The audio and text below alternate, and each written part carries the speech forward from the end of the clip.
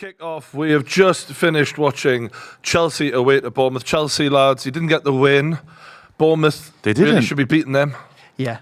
Feels like a bit of a loss, doesn't it, mate? Yeah, it does. I mean, it doesn't feel as like a loss as a loss would, but it's.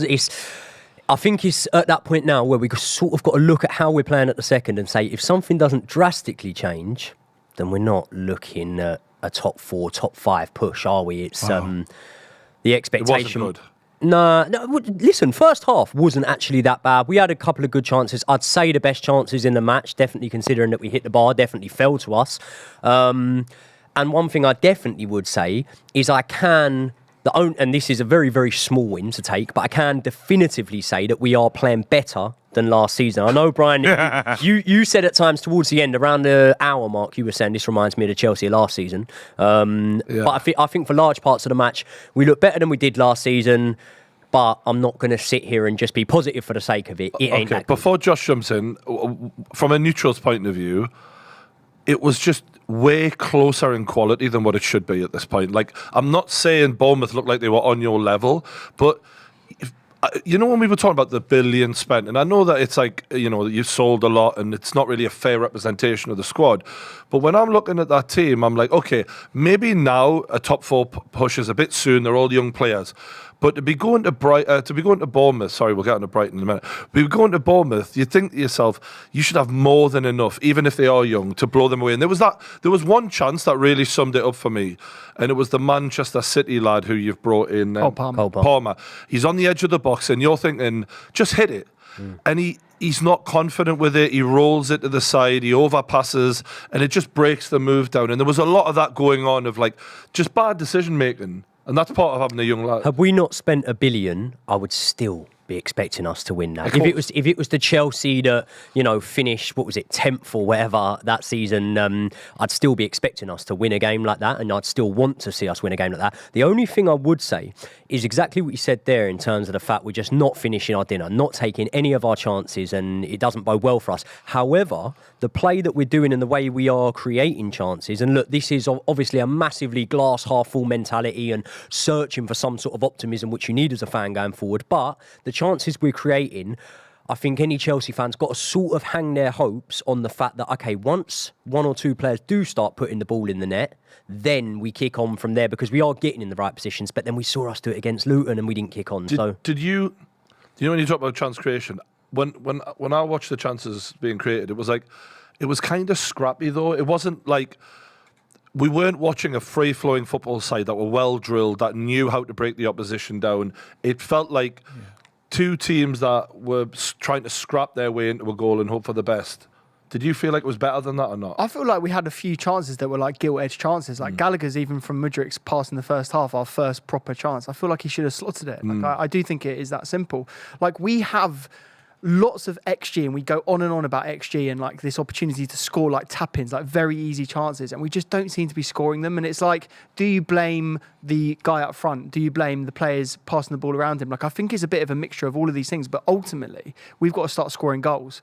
And if we're not beating teams like Bournemouth, Forest, you know, the teams that we've lost to this season as well, like you've got to really look at it, because we've got a run of fixtures coming up where we're playing the big team. Okay. And if we're not beating these teams, I'm really worried. So my biggest worry for you is if you said to me, who played really well for Chelsea today, I don't have an answer. Like, as much as you had some chances, I wasn't looking at that Chelsea side going, he is dragging you forward, he's the guy you can hang your hat on. And for all that money, to not look at that team and go, he's the difference maker in this side. I didn't see a single player today who I thought was like the guy who was going to make it happen. Not one.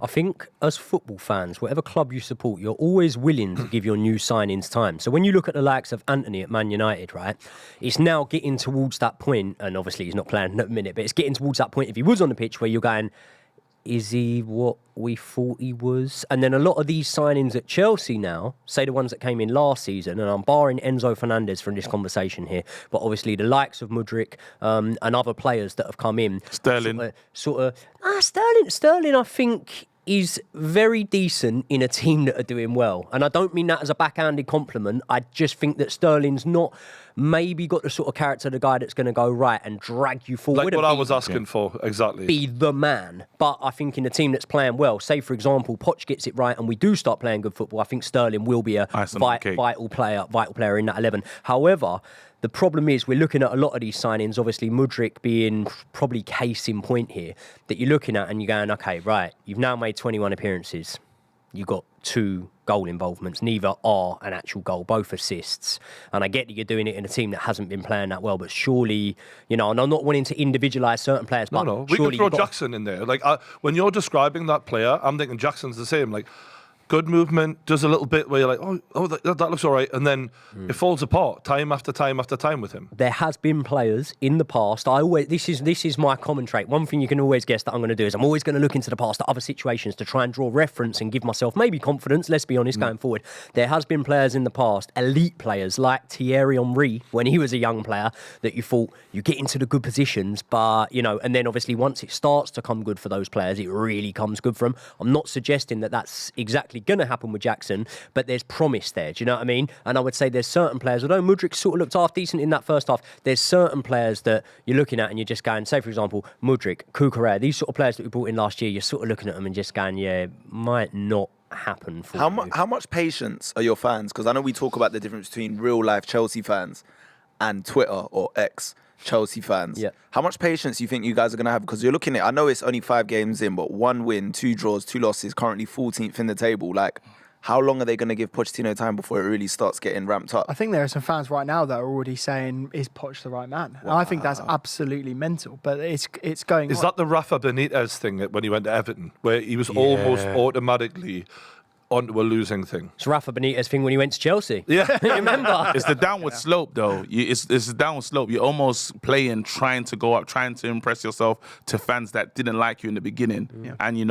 all you need, what he need was victory after victory. Then I think they would have kind of warmed to him. But right now, it's just that guy that should never be here in the first place as a Tottenham manager. I actually would counter that by saying I think that considering his past achievements, if you want to call them that or whatever, and where he's been in the past, Mauricio Pochettino has been taken very well, considering all those things, by the fans. For me personally, and people will slate me and people will laugh at this and whatever, but it's the situation we're in. I can't lie. For me personally, if we were to get a top 10 finish this season, and we were to show real progressive football, I'm not for 1 second saying I'm going to be happy with it, but you asked how much patience we have. Yeah. Patience-wise, if we, it's sad that I'm having to say this. If we finish top 10 is the bar. After $1 billion. Top 10 is the bar now. That's getting lower every week, man. Top 10 is the bar now. After $1 billion No, it's spent. not the bar. Of course, no, it's not the bar. The bar for me is we've got to get Champions League football. So it's not me saying that they're my expectations, but you asked how much patience I'd have. Yeah. So that's like saying, for example, if you're in a relationship, how much until you get rid of the bird, or how much until you're a bit fed up with her? Do you know what I mean? Just come home every day. That's what I'm saying. So what I'm saying is, will I be happy with it? No. Will it be described as a failure of a season? Yeah. But if there is something there, because what I don't want to do is be in the same mould, although it brought us success as under Roman Abramovich, where we were chopping, changing managers constantly. Listen, there's only so many managers out there. Who are we going to go for? Who's the standout now? Do we go back in for Nagelsmann? Do we go and get someone else? Do we try and get De Zerbi out of Brighton? It's just not logical. Go And if I go and say, I would have De Zerbi though. But if I go and say that now, I'm going to get absolutely slated. I want to give Mauricio Pochettino time. There's little glimmers of hope in each game that I'm starting to think, okay. And you could say, well, yeah, that's just you trying to be optimistic. But actually, under Graham Potter, I didn't really see that. Under Frank Lampard, I didn't really see that. So to answer your question in a very long-winded way, there's more patience yet. We could have a while before it comes good until I'm sort of thinking, right, How many of the players that started today were his signings?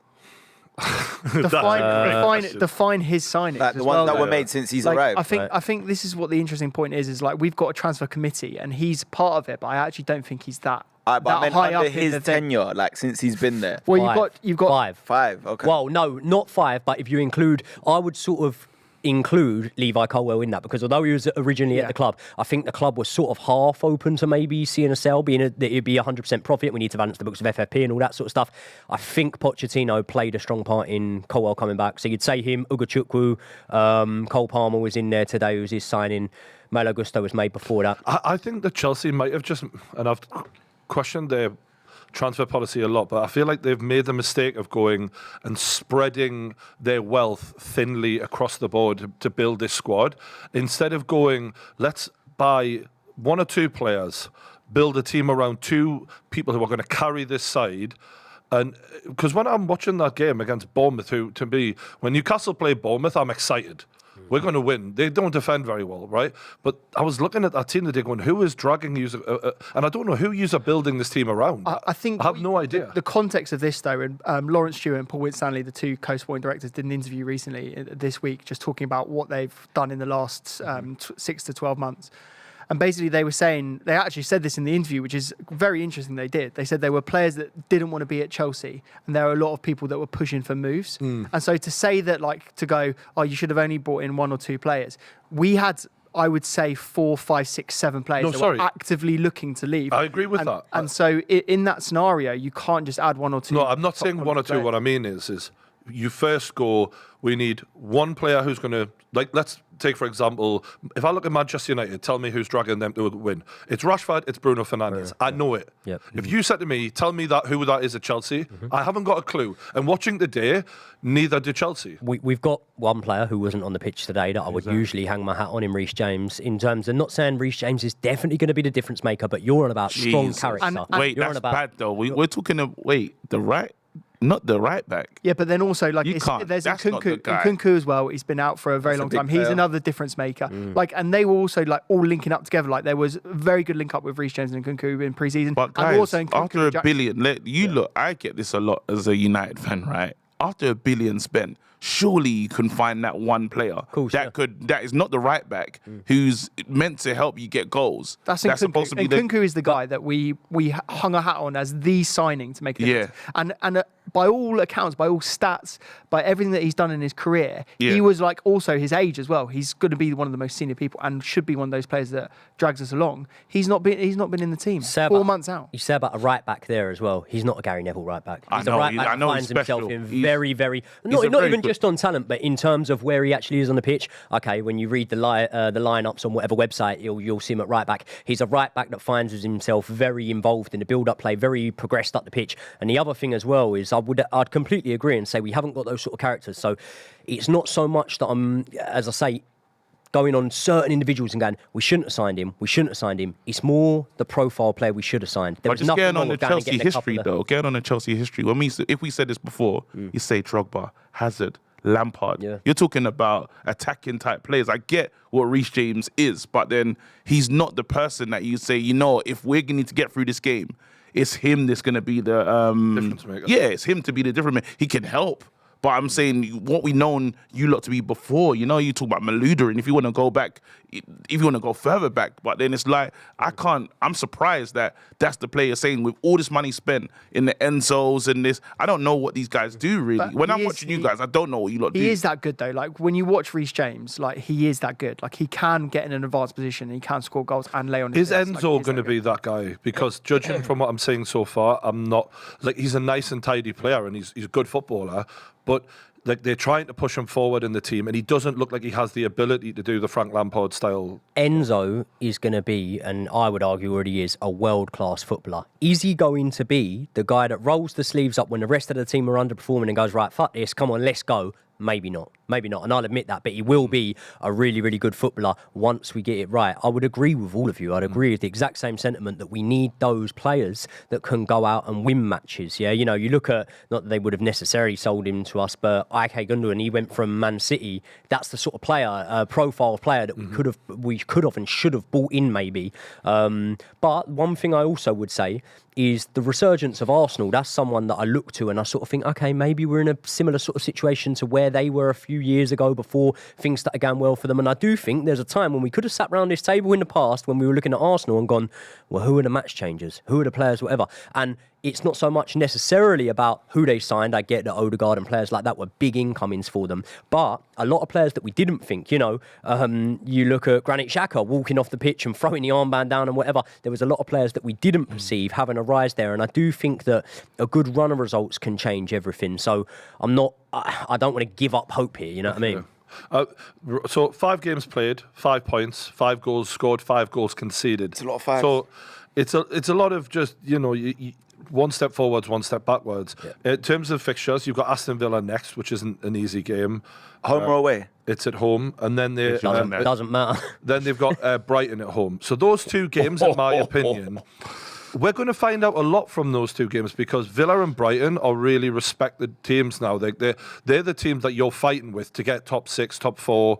And I think if you don't win one of those games, I would give up on top 6 because at some point things have to click. And if they don't click in those, after you've drawn with Bournemouth 0-0, I don't think it's going to happen. Things change in football so quickly, and the problem with doing this sort of content is someone can go back to it and go, "Oh, well, you didn't think you were going to get top 6 a while ago." Well, yeah, that's fine. A lot of, I didn't think we were going to win the Champions League. Don't worry about them. Don't worry about when we were playing Barcelona and it ended up happening. But what I'm saying is, right now, if you ask me the question right now, are you getting top 6? I'm going to go, doesn't look like it, does it? No, but I agree, bro. I just mean like.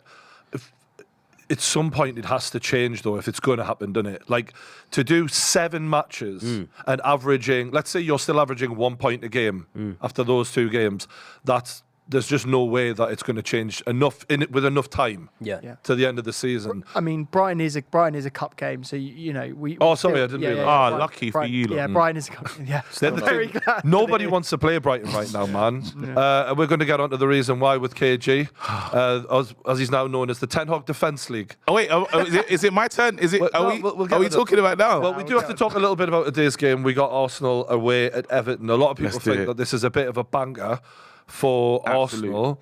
But Everton at home, they're going to have to fight and kick and claw everything they can out of this game. Sean Dyche described last season as his hardest in football. Wow. Which really says a lot when you've managed Burnley for as long as he had. Do we think Everton can get anything out of today's game? Well, apparently there's a stat going around that Arsenal hasn't won at Goodison Park since Wenger. Since Wenger. So it's not a great place for them to travel. They don't do well going there. So it should be interesting, but this has to be a banker. I can't see them getting anything out of the game. I think the way Arsenal play, just Everton are not as organised as they need to be right now. So just do not see. I watched Everton versus Sheffield United recently. Wow, it was one of those games where you really had to remind yourself it was a Premier League football match. It didn't even look like a championship game. The level of technical ability on show, for like years, like Everton had like 1 or 2 really quality footballers in amongst a workman-like squad, and you're like, yeah, you can hang your hat on him to grab you a few points and you'll just survive it. It really was like embarrassing to watch these 2 Premier League football teams who are so poor.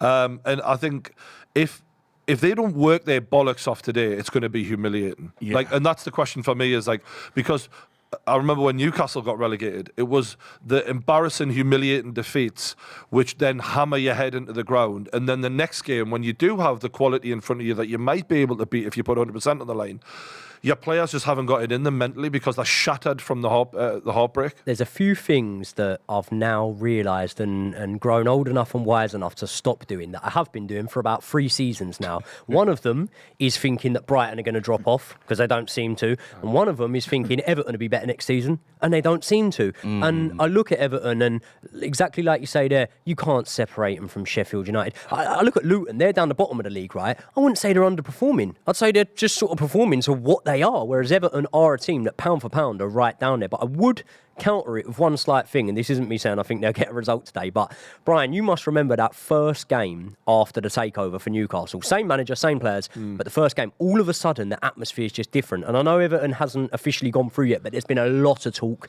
this week that the owner, I can't even think of his name now, but he's selling Farhad Mashiri. He's going to be going and new owners are going to be coming in. What that means, we don't know, but, potentially that could maybe There was a debate on whether or not the takeover would be allowed due to the usual bullshit. But what I'm really interested in, and you only find this out when you get taken over, is how bad it's been left. Like Newcastle now, we'll be recovering from Mike Ashley for another 5 years because we didn't earn a penny under him. Everything was done on the cheap, and then all of the advertising on the Sports Direct all over the stand. Normally you charge millions to a sponsor for that level of advertising, and yet with Mike Ashley he was giving it himself for 50 pence or whatever. So it will be interesting to know are they even savable now? Like they may still struggle for a little while, but yeah, that could be a breath of fresh air for them today. And if there's one thing that does seem to keep Everton up every season, it's the fans. Their fans seem to have this unwavering, like, no fucking way. We'll be out banging on the bus, the fucking smoke's going, and it works every season. But like, how much longer? Until it doesn't. I'm going to call it how it is. And I know we were talking about the fans. Shout out to the Everton fans. They are passionate. They're amazing. But this Everton team is garbage. It is garbage. Like, I don't actually even want to watch them play. Like, sometimes when they're on, I'm just like, I look at the players they've got. Not many of them are exciting. They've got Danjuma now. They've got Beto up top. Like, it just doesn't excite me. Anything about Decore, it just feels like he's been around forever, but hasn't really ever achieved anything. And I know they got this good record against Arsenal, but Arteta's the type of man that I think has looked at that record. He's someone that would have looked at that and said, we have to change this today. Yeah. It has to be 3 points. I can't see anything other. It's beyond the banker for me, this game. Everton are just like, when you watch them, what's their style of play? What do they actually do? Well, look at them. They're 18th. Genuinely, they're 18th. They're the turd that won't flush in the Premier League, right? And I respect that. But equally, today, they're up against the very best, arguably, outside of Man City. And I think all the pressure's on Arsenal. That's the one thing that they've got going for them. All the pressure's on them. Just looking at this lineup so far, does it surprise everyone to see Raya in there instead of Ramsdale? I was a bit shocked, I'm not going to lie. But why rotate it now? Maybe that's the disrespect Arteta's showing to Everton. And he thinks this is such a bankable game that we can, throw Raya in there and start to mix things up. Or maybe trying to get him ready for the Champions League as well. Or that, yeah. Well, there's one key moment for today. They've already dropped Havertz. It took. No, he's not even in the squad. He's actually on the bench apparently. Is he? Yeah. So fifth game dropped. So that's how long it took before they realised that Vieira has been outshining him every single time he's came on this season. So me and Josh are having our first win of the season, is that? Yeah. Take away you can, man. Yeah. It's funny because I see now our mate Marv on Twitter saying, no, still got to start Havertz in a game like Arsenal against Everton. Wrong and strong. But it feels like this is already the beginning of the end for Havertz. I think a lot of Arsenal fans were saying like he's got to be dropped because of his performances. I think Babs was one of them. Our boy Babs was saying like it's time to rotate and give Vieira a go, and he's got his wish. So we'll see how Vieira performs today. I have to say, goalkeepers though, going back to the situation there, they hate being rotated. And Ramsdale is that guy. He'll be absolutely fuming not to play. It's a mad situation, but again, you might want to say that it probably is a well-run situation though, because that he's signed. Ramsdale can't do nothing about it, and they're having a look. They haven't bought this guy. And now you just got to fight for the shirt, really. But why did they do that? Like, it's very rare that you see a top club go out and sign another rated goalkeeper. They usually sign backup keepers, someone that's not I feel as like good. They've done it with a reason. Like they long-term see Ramsdale as not the answer. And this is what I'm saying. He's only really come into the fold the last 2 years anyway. Yeah. So it's like, maybe there's doubts creeping into Arteta's head. When you do it as well, it very, very rarely plays out as a rotation. I think back to years and years ago when I was a kid, and Carlo Cudicini was in really, really good form. We went out and signed Peter Cech, and I was thinking, do you reckon he can get Cudicini? No, straight away, Cech, number one, straight away. Cudicini didn't get a look in ever. You know what I mean? So you sort of look at that and you think, could this be that sort of situation there where now we're seeing the tide turn? And I know a lot of people make the comparisons, rightly so, from Arteta to Pep, where they've worked with each other and Arteta's learnt under him. And this is a very Pep move, isn't it, to go out and just... Another interesting one as well, since we're speaking about changes, and it isn't a change because he's been in the team for the last few games, but Nketiah's holding that place down over Jesus. Last season, you couldn't tell Arsenal fans that Jesus, if he's fit, wasn't starting in that team. They were like, he brings so much more than goals. He connects the play. He works hard. All of this stuff. That's what they were saying when he wasn't scoring. They were like, he's just bigger than goals. This is Jesus, whatever. Now Arteta don't even fancy him. They were slandering Nketiah last season. So good for Arsenal though, because when they are having to rotate for the Champions League, to have an option of two first-choice guys who are equally as good, depending on what you fancy, and it just shows the strength and depth that they've got now at Arsenal. I want them to lose so bad. I know. Do you know what? Mate, this is important. Everton need, for this game, I know they're at home, their fans are going to want to see them play football, but for me, please, just set up 2 banks of 4, be compact, make it difficult for Arsenal, and just hit them on the break. That's what I want to see. Don't go and try and play Arsenal at football. Please don't do it. But you were saying what the game plan is. We all know that Sean Dyche's got a game plan. It's I two hope bags that of is the four, game. 1-1. I hope that is the game plan. That's what they're going to do. They've got proper wingers now. I have to say, Everton so far this season they've been playing centre mids in the wide areas, and it's just like not works. And they've got two proper right and left midfielders. You're right about Sean Dyche. He does play that way. But last season, and Arsenal on this ridiculous run, it felt like a lot of the small teams were still trying to play them at their own game, and they weren't figuring it out. Arsenal are here right now. You need to just make it difficult for them to get in behind.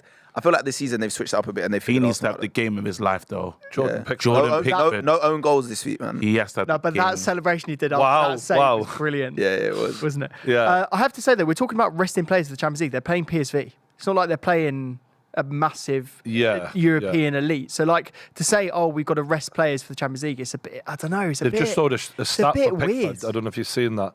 Third most goals conceded since the start of last season. Horror. So, yeah. Yeah, Havertz on the bench. He's on the bench. Oh, Jesus. We'll talk to Manchester United now and get the pain over for... Let's get So into it's my this. turn, yes? Yeah. KG. It's a KG roast. I've got my cape. Yeah, it's Sunday, but it's a roast. No. I knew you lot was gonna come with some What cape? bullshit. What cape is this? It's my cape from home, bro. Is that to protect I'm ready you? Is to that defend. cloak? I'm ready to defend my manager. Oh, my Let's days. go. No. Why? Let's go. I'm ready. Gold's your colour, by the way. It is. It's matching. I'm ready because I know you lot are gonna chat some shit. Yeah. No. Yeah? I can't hate because Newcastle lost to Brighton the game You've before. never tweeted me before. He tweeted, bro. This guy can speak to me in the chat. He can message me like your text. This guy tweeted me. I said, What did he say? Let's get. What did he say? Can't wait to see Because KG today. I admire. Well, Newcastle lost to Brighton, but the thing is, we lost to their first team. Yeah. They made 6 changes and still swept you lot aside like hot Embarrassing. garbage. But you've lost 3 out of 5 now. That's the worst start to a Premier League season. Here we go. In the for Manchester United. Yes. In the Premier League ever. Yeah. And this is under Ten Hag, your manager, right? Yeah. And if there's anyone who's defended him, God bless you. You've tried, but are we not at a point now where, and I think a lot of Man United fans had such high hopes for Ten Hag. We still do. All of them, right? And hope's a wonderful thing. Yeah. But when you're losing 3 out of your first 5 games, and the 2 that you won, one, you conceded 2 early goals against Forest and we're in deep shit there. One, you really got lucky against Wolves and was one of the worst performances Man United would put on. I agree. It's 5 bad overall games, right? What are we seeing from Ten Hag in this? Give him the second season. You got to give him time. That makes anyone think, after all this money spent, he's actually that guy. Let's stop with all this money spent stuff, yeah? Let's just, because these guys, he just said, he spent $1 billion and he wants to come 10th. So you need to now give me some space, yeah? All right, money aside. Money aside now, what we need to really talk If we're about. going to take away the money, we're also taking away the bullshit about the owners. Because as much as the owners are terrible, I don't even need this cake. let's I don't keep even this need on the this cake. pitch. Let's go. Let's keep this on the football pitch. All right, listen. So we're not going to talk about the owners, but we're going to talk about how a club is run, right? And the mistakes and things that happen. Today we're looking at a Ramsdale that's a club makes a mistake, and if it goes wrong, you can quickly remedy it. When Pep first got his team and he got all these players in, if those players didn't work, you could sell them. The problem with our players is when we make mistakes, they're around forever. They're not leaving. These guys will be here to the end of days. You got a Maguire. Bro, we tried to get Maguire. We said, you know what? You don't play. You played 7 starts last season, and then after what? He really came off the bench, really. We taken the armband from you. Get the hint. He doesn't get the hint. He's still there. Maguire will finish out his contract and probably leave on a free. And you know what? Maguire didn't play yesterday, bro. No, but I'm not saying that it's a Maguire thing. I'm just saying that how, in terms of when you look at the club, when we make mistakes, we can't remedy these things. It will stay with us, and it's that stench that is on the squad is just not going anywhere. Then after you talk about like, the issues, we got outplayed yesterday. One thing for sure, I can't say that Ten Hag didn't prepared. Yesterday's game, it was terrible. But then you're looking at players, Man United. If we did a combined 11 with most of you lot's teams, I don't think a lot of Man United players get in. Probably 2. And that's what Bruno and Rashford, and some people won't even put Bruno and Rashford in. So now we're talking about these high expectations that we have for ourselves because we want to do well, but then the team is not good enough. That's what it really is. Think the team's not good enough. The team's not good enough. You really think though, right? And Yeah. I'm not saying Manchester United have obviously they're not performing. Yeah. So I've got to accept like the players on the pitch aren't of the level that they should be for a Manchester United team. But the players, the squads that you've struggled against this season, I'm talking Wolves. The Arsenal game, we played in the end of it. It was Maguire and Evans in the back four in 2023. Yeah, that's ridiculous. That is one game. To be fair. And that's probably our best game that we actually played when we tried to play a decent brand of football. What happened though? You were organised and you were respectful. Whenever you guys are expected to win and take the game to a team, you are shown to not have a good enough plan. If we're looking at what the reason Ten Hag was brought in was to put Ten Hag ball onto this Manchester United team to do, and he was trying it this season. And he should have been trying it last season. No, he couldn't because he knew they didn't have good enough players. He's not trying it this season. He is trying it this season. He's not. You're still playing transitional football. We're not playing transitional football. We're not. I'm telling you right now, what we was trying to do last season is he looked at the players and he said, you lot are garbage. Yeah, that's literally, he came into training, he said, you guys can't play the way I want to play. I had Fred McTominay and all these other guys, and I said, I need some technicians. I need people that are good on the ball. I don't even like my goalkeeper. So what did he do? He said, you know what, we'll go resolute, and we got third place finish. Yeah, so whatever you want to say about him, he finished third, and we got to a couple finals. Yeah, we got to 2 finals. That's a good season for him, but he said, I want to play my brand of football. So this season, he's brought in the likes of the Mount, he's brought in Onana, and he's brought in, and still the team needs to work together, but we're trying to play out from the back and take our time. Now, that's going to take a while. If Arteta can come in and finish, 8th, 6th, and then finish 3rd, why doesn't Ten Hag get the time that he needs? Well, Arteta didn't have the starting squad that Ten Hag did. Look at us. We was the worst team. Ragnick was we were getting pummeled. You lot have to remember this. In my opinion, Arteta had a much worse squad to start than Man United. You guys have literally got £1 billion in that squad. It's not even what you can say it's worth $1 billion. It's spent wrong. It's worth it. It's not $1 billion. But Arsenal were far behind where you were picked up from. Never. Right. Regardless. What I'm frustrated on is.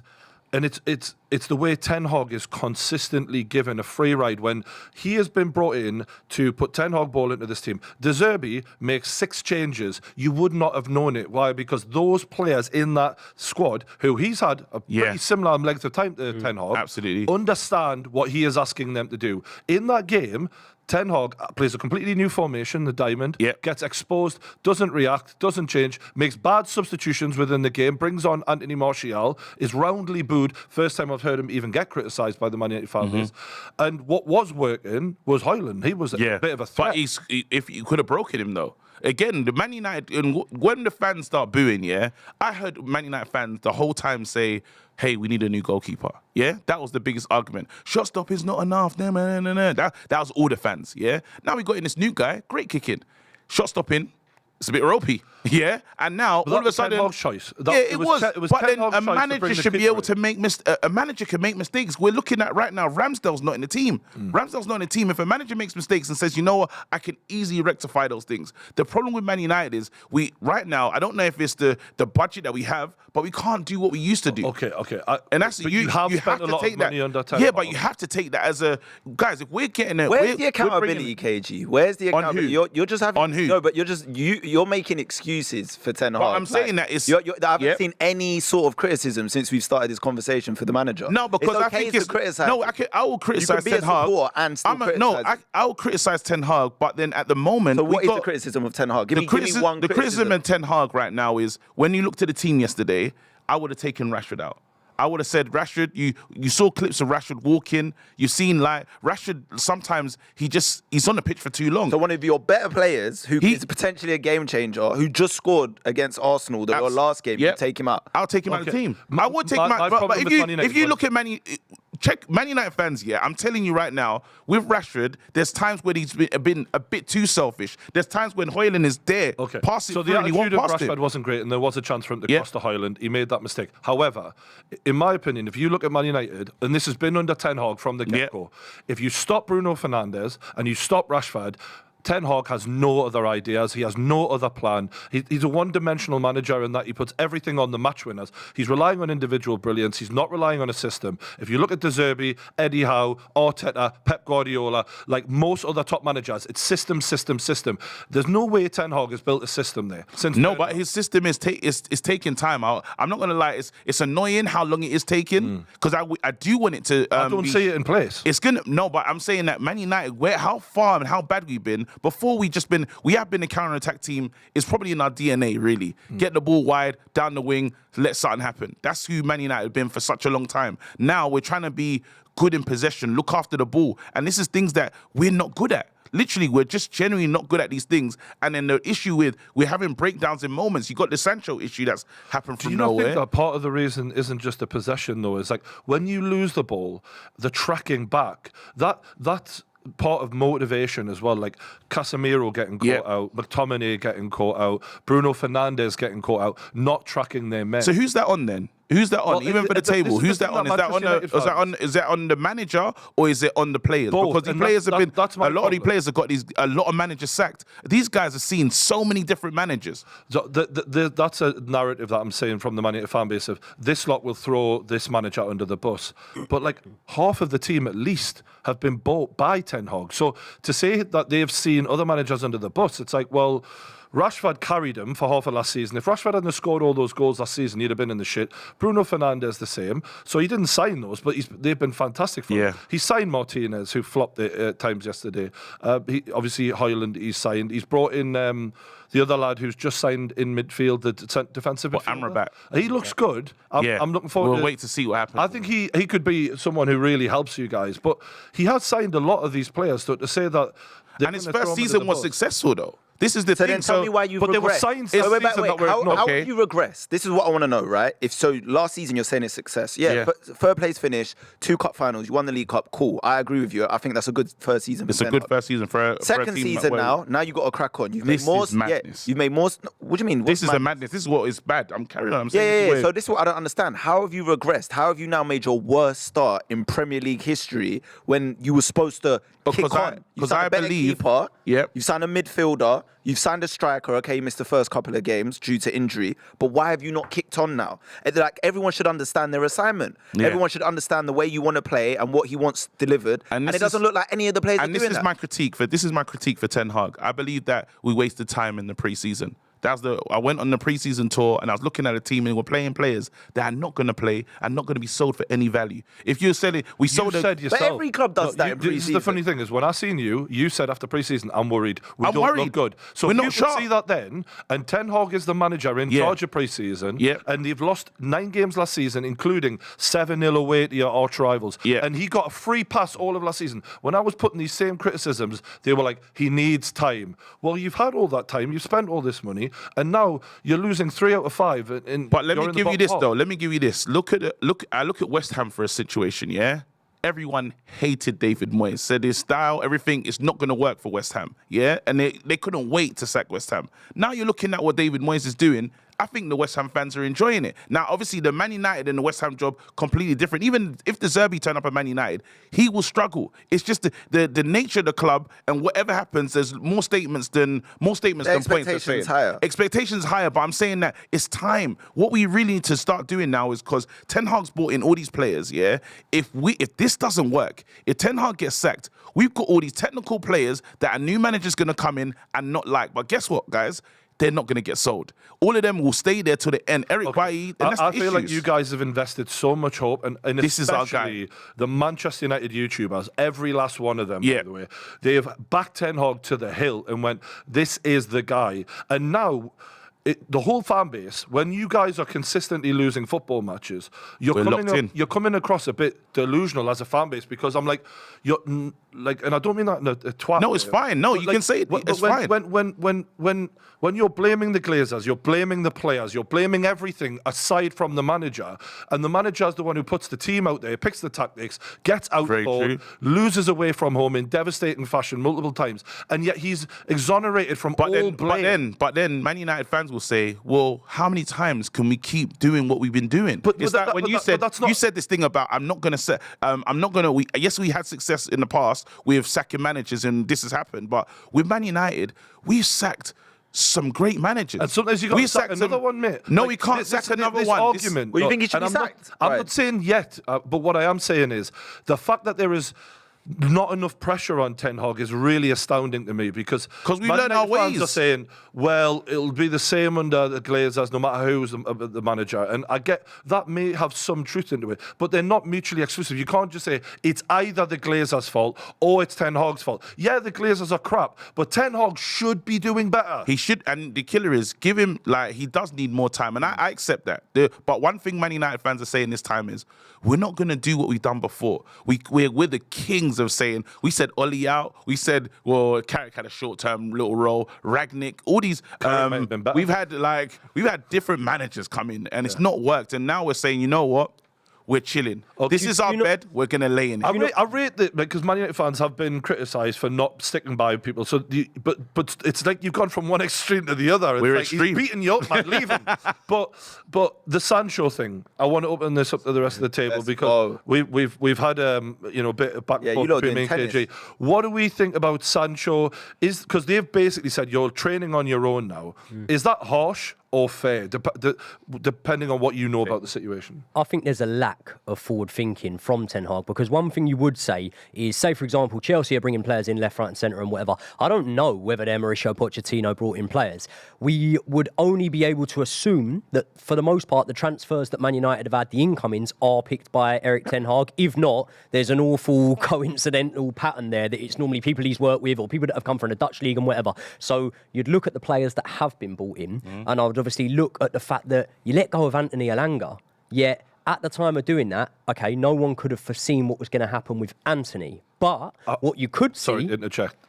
Apparently, the allegation was made prior it was moved to Manchester United and they didn't do the research. You say there's nothing going on upstairs. Yeah, there you go. Let's assume Ten Hag doesn't know that. Yeah, there's a very good chance he does. But let's assume he doesn't and we're giving the benefit of the doubt there. Jadon Sancho. The whole situation with Jadon Sancho's perceived bad attitude and whatever, that hasn't reared its head this season. We know that stuff has gone on in the past there, right? Also, he knows about the Mason Greenwood situation and knows that there's a very good chance that he's not coming back as well. So to let go of a player like Anthony Elanga, and then you also, you touched on the point here that Arteta's brought in Raya as well as having Ramsdale. When he's brought in Raya, he didn't let go of Ramsdale. So when but we had to sell Elanga. He's actually the club's record sell. No, but say when Onana's come in, right? De Gea could have still potentially signed a new contract and still been there, and then you could have seen the way that maybe Arteta is. So I think there is a little bit of suggestion there that there could be a slight lack of forward thinking. Or just on that, and it's a good point. Did you desperately need a new goalkeeper, or did you desperately need other positions filled, which could have had that money used? Yeah. Because to me, I'm not saying a new goalkeeper was a bad signing, but David De Gea to me wasn't a terrible goalkeeper, and there were other areas. Well, I'm not being funny, but Onana's hasn't shown me shit this season to say he's better. Yeah. So if we're looking at what you've went and what the money that you've outlaid to get this kid in, I'm sure in time he'll show it was probably a good idea, but to me, you're looking at that team thinking you had worse areas that needed attention immediately. To answer that, and this is where when you say the critique for the manager, the Mount one was for me the signing that I never understood. It's unnecessary. That's the one where I say, bro, even every single Man United fan looked at that and was scratching their head. Then they said, "Oh, he gave him the 7th shirt as well. That's insane." Literally, that's how we felt about that one. That's the one where you felt. But when we talk about Jadon Sancho, guys, I've just heard Pep come out and say one of his players doesn't have a good enough touch. He criticized him, and that's not nice to say. You know what I mean? He's got to work on his touch. That's incredible. So now, when all the manager said he hasn't given enough, now all of a sudden it's different though, because your touch isn't your choice. What he's questioning is desire, and that's personal. Can I tell you what I thought about? Let me tell you what I made of that. I thought, honestly, the manager has every right to express his opinion. So does Sancho. But my problem with it and why I thought it was out of order from Ten Hag, right? This is why I thought. Ten Hag. I'll tell you why. Let me land. Let me land. I need to see this land, boy. If Man United had won that game against Arsenal and he was posed with the same question, would he have given that answer? He's in a bad mood. Would he have given that answer? If you won that game and they asked him, why is Sancho not in the squad? Would he have turned around and said he did not train well this week, that's why he's not in the squad? Obviously, we're talking hypotheticals here. My answer is no. I believe he would not have answered it with that, and he would have just protected the player and kept the morale of the team up. What happens is you lot lose the game in injury time. Yep, he's mad. Right? You lose the game in injury time, and he's said it in a kind of emotional, reactionary way. And I'm not saying he's just trying to divert all the attention onto Sancho in that way, but I just think it was a bit hasty. He was mad. Exactly. He was mad. And that's why I don't think it's 100% fair on Sancho to do it in that context. What if, I agree with you. I think in the game, he was mad, goal disallowed, this, that, and the other. So he had a human emotion in there. And he just said, and then after he's thinking that kid that I've given this kid I've given time to, when he was not in the right frame of mind, I sent him away. Even when we needed him last season, he was somewhere in Holland, getting his mind right. This is the highest paid player at Man United, and he hasn't delivered. Not anymore, but yeah. No, he is. No, Who it's is Rashford now? What? He's on what, free? Yeah. What? If He's you're on a lot on free of something, now, but yeah, he's a lot of money. He's on enough money to be playing and supporting the team and helping the team. When you I don't know, the argument that Man United fans had was, well, we keep starting Anthony, so this. I'm saying forget Anthony, bro. Dan Gore, Hannibal Mejbri, all these young players are in the team ahead of you. Johnny Evans. We know so that. what the hell are you doing? But my thing is this, yeah. You know, if you've lost that game, right, your fan base are really upset about this already. That's your second defeat, right? Yeah. You've got to show a bit of emotional intelligence and manage. Your job is to manage the squad. So you've got, there we go. It's a goal. They're in, goal. It's a goal. Yes, Martinelli. I hate this team, man. Martinelli, beautiful he's finish. not even celebrating. Oh, it's because it's an Everton fan. He's giving it to the Everton fans a bit there, like, isn't he? That was such an easy pass through the middle. They're going to kill this. They're going to score 6 goals. In behind the fullback there, Martinelli Ashley Young. behind. They're still wheeling him out. They're going to score. For ages God bless as well. Ashley Young. Can I just say, we were saying earlier, right, and this is just I was thinking of when I thought about Ashley Young, saying about the fact that you finished the other day with, what was it, Evans and Maguire on the picture, was saying it's Is he off? 2023 and we're still playing Evans and Maguire. It's 2023, Welbeck scored yesterday. Welbeck was on the score sheet. Yeah. So going back to the point though, with Ten Hag, is there a man management issue? And I'm not saying there is, but the Ronaldo, there's been pieces with Maguire. Yeah. I know he was brought in to bring standards back, right? Yeah. But there's always the worry and I remember Graham Souness managing Newcastle for this very reason, right? Yeah. Bobby Robson had created this culture of, like Ollie, kind of not but with good tactics. Like everyone loved him, right? Everyone loved Bobby. And there was an idea of he's a bit too soft and we need a hard man. So we brought in a hard man, and it was from one extreme to another. And in the modern game, sometimes that can go downhill quickly. People aren't running hard for you anymore. What do you want him to say? Like, he was asked a very direct question: why is Sancho not in the squad? What do you want him to say? Do you want him to lie? What? Because if he says he's ill, Sancho can just come out and go, I'm "No, not well." ill. The reason though is that managers are supposed to protect players, and I'm not saying that I agree with that. But is that the role of the modern manager? No, but can I offside. Can I say something? You're right. The role of the manager, you're right. We do like our managers to be transparent and tell the truth. Cool. But my thing is, you got to think about the bigger picture sometimes, because he's made that decision, right? And it's caused a whole chain reaction now.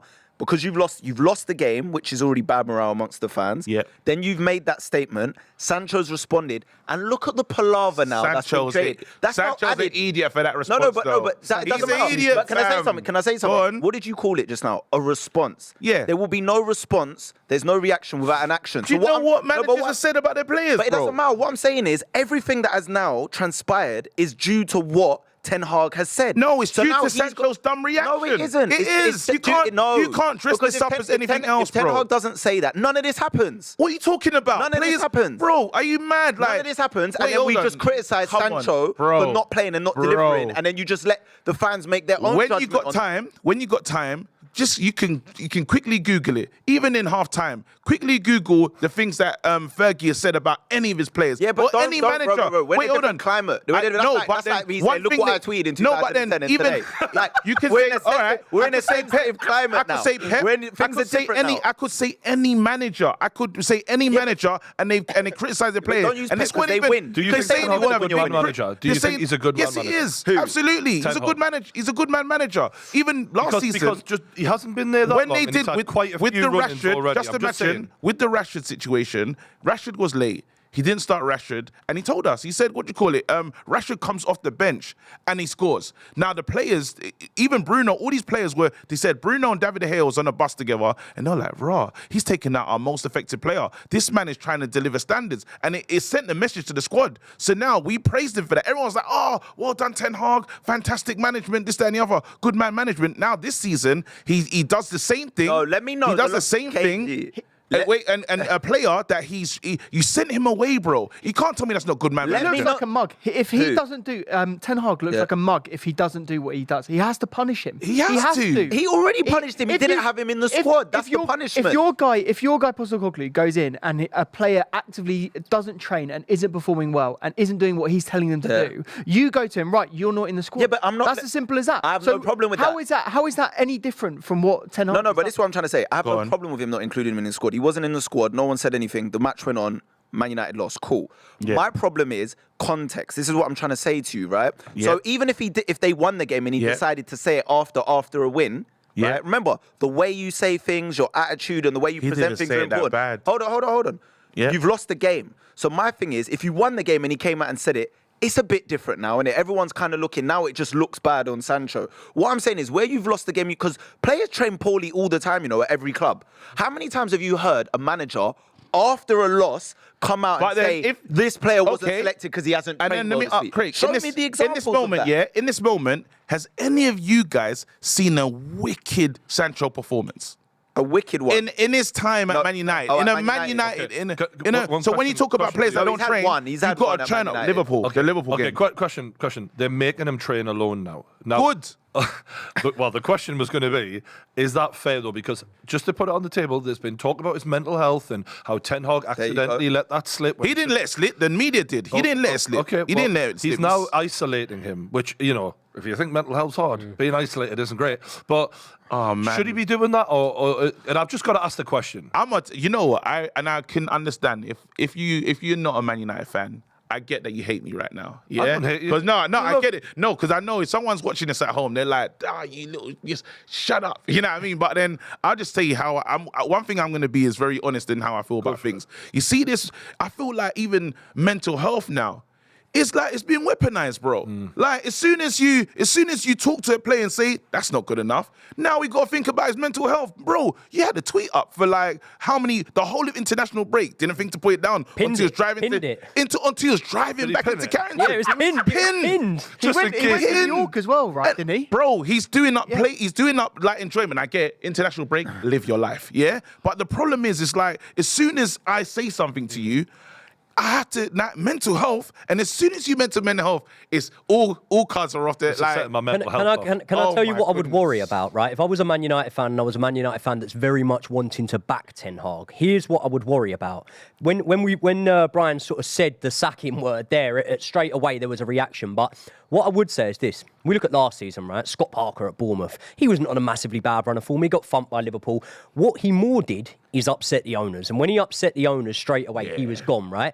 I know that Man United fans will not care how the owners feel, but if you are the owners, and you're looking at the situation of the fact that it is perceived that they are giving him the reign over who comes in and out of the club. Yeah. So far, the transfers brought in, for the most part, albeit that some of them still need time to prove themselves, for the most part, haven't looked good that they've brought in. Yeah. Also, when you don't play a player, you devalue him. When you come out and say that player's got a bad attitude, you devalue him. So there's certain areas that, as well as performances on the pitch, there's certain areas that maybe our mind doesn't jump to straight away, where Ten Hag could be really upsetting the Glazers here. Well, if you think about it, don't care. You're trying to get rid of Jadon Sancho now, right? He's the biggest waste of money, yada, yada, yada. By a manager saying, we don't even want him around the team, you're literally driving the price down to beyond belief. So what do we say to the things about him not being... And then this is stuff that they said has come off. I didn't even know this about Sancho. Apparently at Dortmund, at Man City, he's been a bad trainer. He's like... They say that... they should have done their research. We should have, but it's United. Even, remember that guy? Has he got it from the record? Who cares? Hey, there's that guy. Remember that guy that broke out of jail, yeah? And then you're a devil. Prove it. There's that guy that broke out of jail, and someone said that he might be playing on the Prison right-hand break. side. He might be playing on the right-hand got side for Man Schofield. United. We'll bring him in. With Man United, if you got a sketchy pass, we'll probably bring you in, bro. We need to do the enhanced checks on these players. If DBS needs to take. On that. we need on that. How are the Man United fan base just reacting to the whole Anthony thing? Because it's tired. really like another one. Hey, we're isn't it? tired. Another one. Another one. Hey, we're so tired. It's so crazy. And here's the thing: it's like multiple women coming out, and him now having to go through his WhatsApps, and tired. it's just insane, isn't it? More We've never seen it. players Like, than wins. mate, I didn't know if it was the theatre of Allegedly. dreams or fucking Allegedly. Epstein's Island. This place now. It's a joke, man. We're so tired. One day, we said, can we just have one day? As Man United fans, we just want one day, where nothing. So that's why Brighton was such an important match for us, because it was like, you know what? These last 2 weeks have been horrible. Yeah. It's been shocking. We need just one normal day, 3-1. But everyone, do you know what the We match didn't part win, is? but no one 3 was o'clock, sexually assaulted. That's a dub. That's a dub. 3 o'clock kickoff. I'm checking the scores and I see Man United down 1-0. I wasn't shocked. Was any of you shocked? That's the worst part about it. Yeah. A lot of us knew, even though Man United were at home, Old Trafford, massive club, that Brighton winning the game, no one was surprised. The only sort of ray of light I could say for Manchester United fans is Højlund actually looks all right. He looks all right. And if you give him service, I think he will put the ball in there. Here we go. Come on, Everton, give us something. This ain't got enough players. But we're up there. not. We're just not seeing Manchester United have a plan B. Again, it's Fernandes or Rashford. It's very, very rich of me as a Chelsea fan to sit here and criticise anyone. But one thing that would concern me a little bit with Man United yesterday, anyone see Hannibal's reaction when he scored? Yeah. He proper loved celebrated it. that goal, you know. Why No, not? it's Why not? his first ever Man United Yeah. goal. though. No, No, It was a not for me. screamer. Not He's a for me. young player, Not man. for me. Celebrate first Not goal. for me. You're It's a losing the screamer. game to Brighton. No, you come know on. you've I think lost if the you game. score that goal for Chelsea, you're celebrating. Hold You on. know Let me it. say one thing. If you're going to celebrate, don't then run backwards. Run straight ball. over to the net, grab the ball, run back, but- and it's like, right, we're fighting percent here. He was happy just to have scored a No, goal. I'm with and you, I'm bless with him, you. bless him. That's all well and good. But at the same time, when we're going on about is this individuals or is this a team plan at the moment, I personally wouldn't want to see that. I would want to see you going and grabbing that ball or not even celebrating. And you can recount multiple times when teams have been losing. Someone's hit one in and it's like, all right, consolation. Might have been a screamer, but It didn't start a movement either, and that should. And this is the thing when you talk about what managers are responsible for: momentum, attitude, team spirit. When you look at the way players weren't tracking back at times, were slowly just jogging as if they couldn't be bothered, and then the lack of a fight back, which is something you associate with the Manchester United team, there wasn't that. And we rescued a lot of points from last season. He was bringing on subs, and then they were having an effect on the game. But this season, I can't point to you. And even now, we got Bayern Munich next. I'm terrified. Yeah, we're not doing a show here. We're not. No, but Thank God. this is the thing. no, but we can. We can if you want, yeah.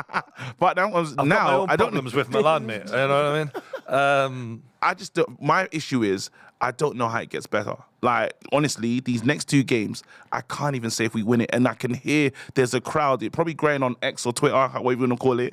That's like the Ten Hag outers. There is a group that is forming, and they're getting a bit louder. So Ten Hag is under pressure. I don't think but that's we the just way, have to man. chill. I don't think I'm not feeling Ten Hag at the moment the way he's running Man United. But I think to sack him now would just be. I think you got to see it out to the end of the season. It just doesn't make sense to do it right now. I think that would be very We reactionary. got to give him the 3 years. We got to give him 3 years. Well, I don't 3 know years. about that. I'd give him Dude, to the end Everton of are the season. calling Oh, it's a good Arsenal run, up a little shoot! bit here.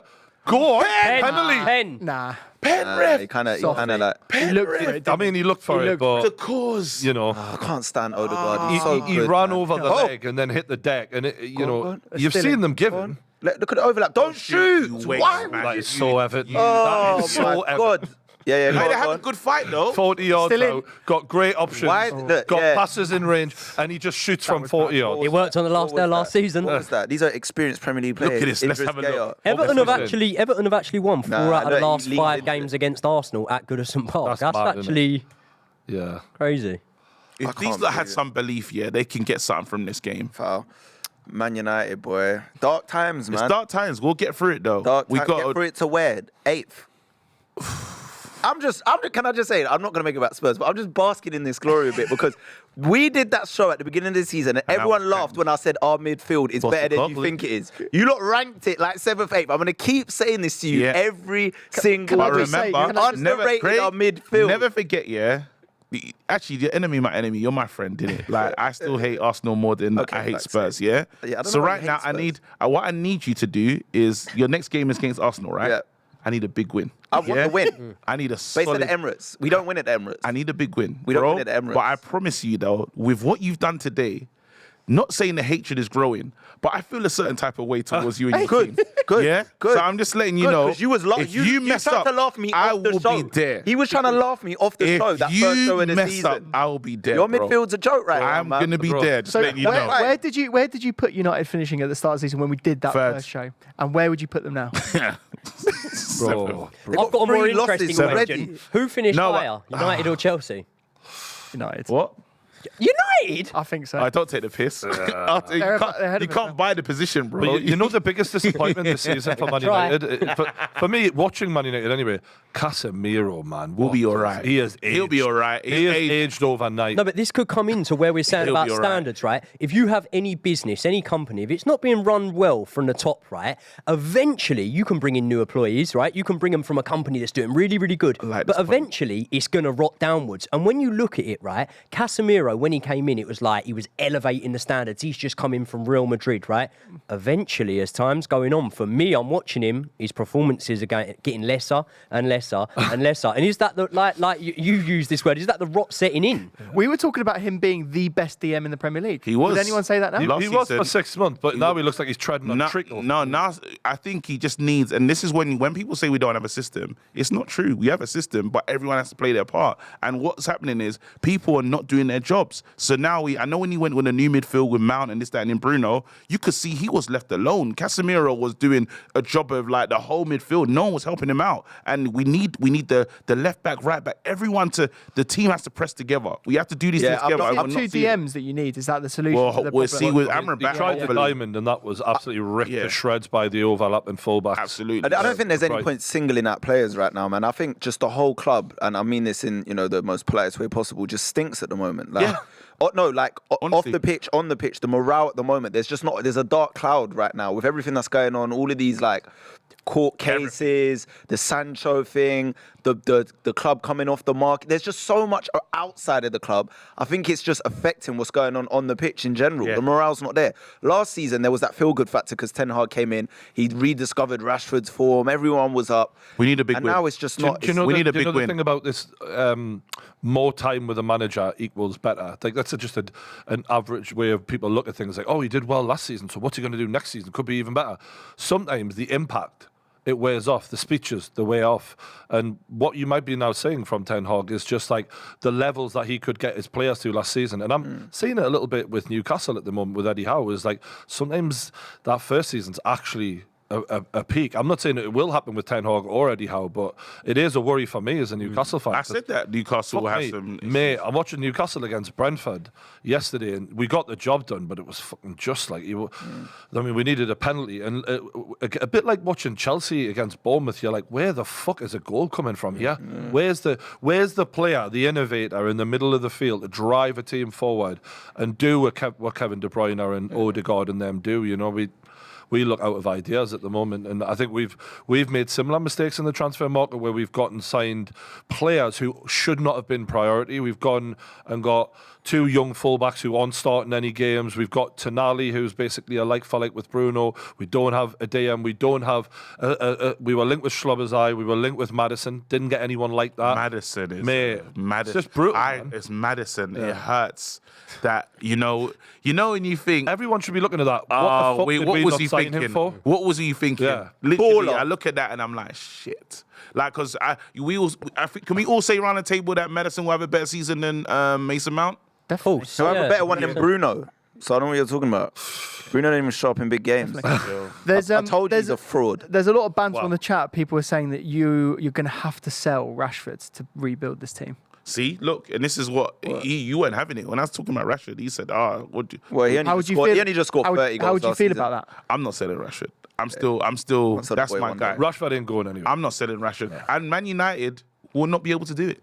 We would make selling Rashford the most difficult sell in the He lifetime. just has those games where his head's down and he's not thinking about anyone but himself. But he's Yeah. not. He's still the best player. He's the best arguably, player we got. United, yeah. He's the best player we got. It's Rashford and Bruno. And then I don't know when I was talking to my friend called me up today. Yeah, he's playing like seagulls, like just like just. Can I just do a PSA, Man United fans?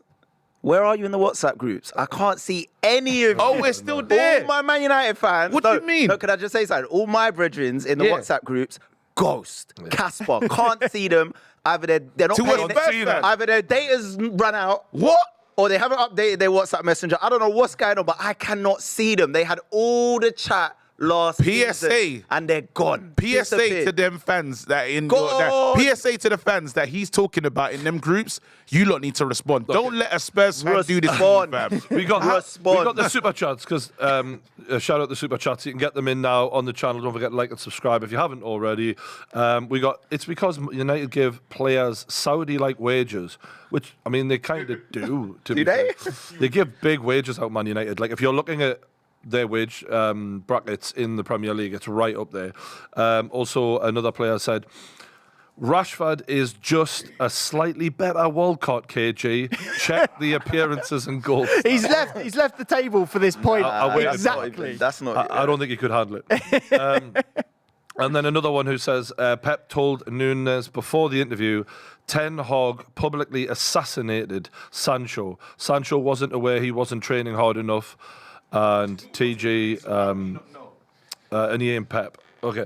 Ian Pep. Good shouts That's from for the sure. lads. They're both cool, but I mean, that's where it stops. That man management thing is going to be interesting because I feel like now we can kind of go, okay, maybe Ronaldo was wrong. Ronaldo's a diva. Maybe, Sancho was wrong. The idea of a player who's getting paid that much money not being able to turn up on time is a joke, right? So I think we can understand Ten Hag.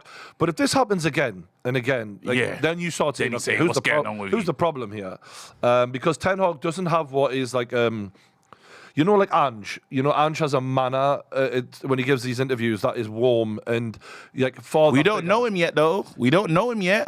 we know It's him. still brand new. we know him. I'm just going based off of the feeling that you get from his Yeah. interviews. Whereas Ten Hag has got like a Dr. Harold Shipman vibe. Like he's very cold with it, and I don't feel like Where did that come from? he just really is. He's just like he's very scientific. You know what I mean? There's not a lot of love there, and that can be a problem. Like you have to be a fucking borderline psychologist to be a good football manager. I think he's a good manager, man. I think he's tactically supposed to be good. I think he's a good manager. I think we just have to again give him time and stuff and see what happens. Like right now, people saying Ten Hag out already. It's way too soon. Yeah. It's just. The main thing I don't accept is I can accept that maybe he didn't inherit as good a team as what the money suggests, but I think he's easily got good enough footballers to be doing better this season against the teams you have played. And how many of those footballers would you put in that Newcastle team? In your starting side? Yeah, whatever. As you can take players from. Okay, so I'd take Luke Shaw. I'd take Martinez. Wait, Luke Shaw's out. Okay, well, Varane? He's out. all right, so we're talking about all injured players. Don't No, count. not injured. just in Of line. course not. They can't count. Why? They're not there. We don't. Fit. We can't even Just say call if upon them. everyone's fit, man. Well, they're Your not fit. squad. This is part of football. Carry on. Oh, So okay, just okay. the players available. Regulon played yesterday. Would you take him? Left back did. Yeah, he was good. Didn't he? Yeah, I thought you played well. Yeah, take him. Horrible player. Martinez. Starting. Yeah. Yeah. Yeah. Okay, carry on. Martinez. Yeah, I like quality that. footballer. Then Onana probably. Yeah. Yeah, he's definitely. I mean, Pope went for 10 million for a reason, right? So there's three. Then you got into your midfield. You got Bruno Fernandes. 100% take him. Over Bruno Guimaraes. Go on. Say it. Yeah, I would. Yeah.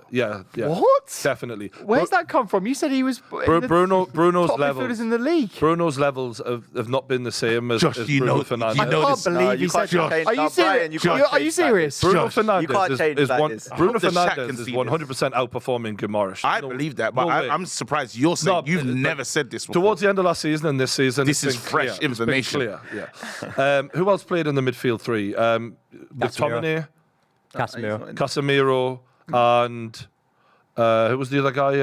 The third midfielder. that you played in the yesterday. diamond.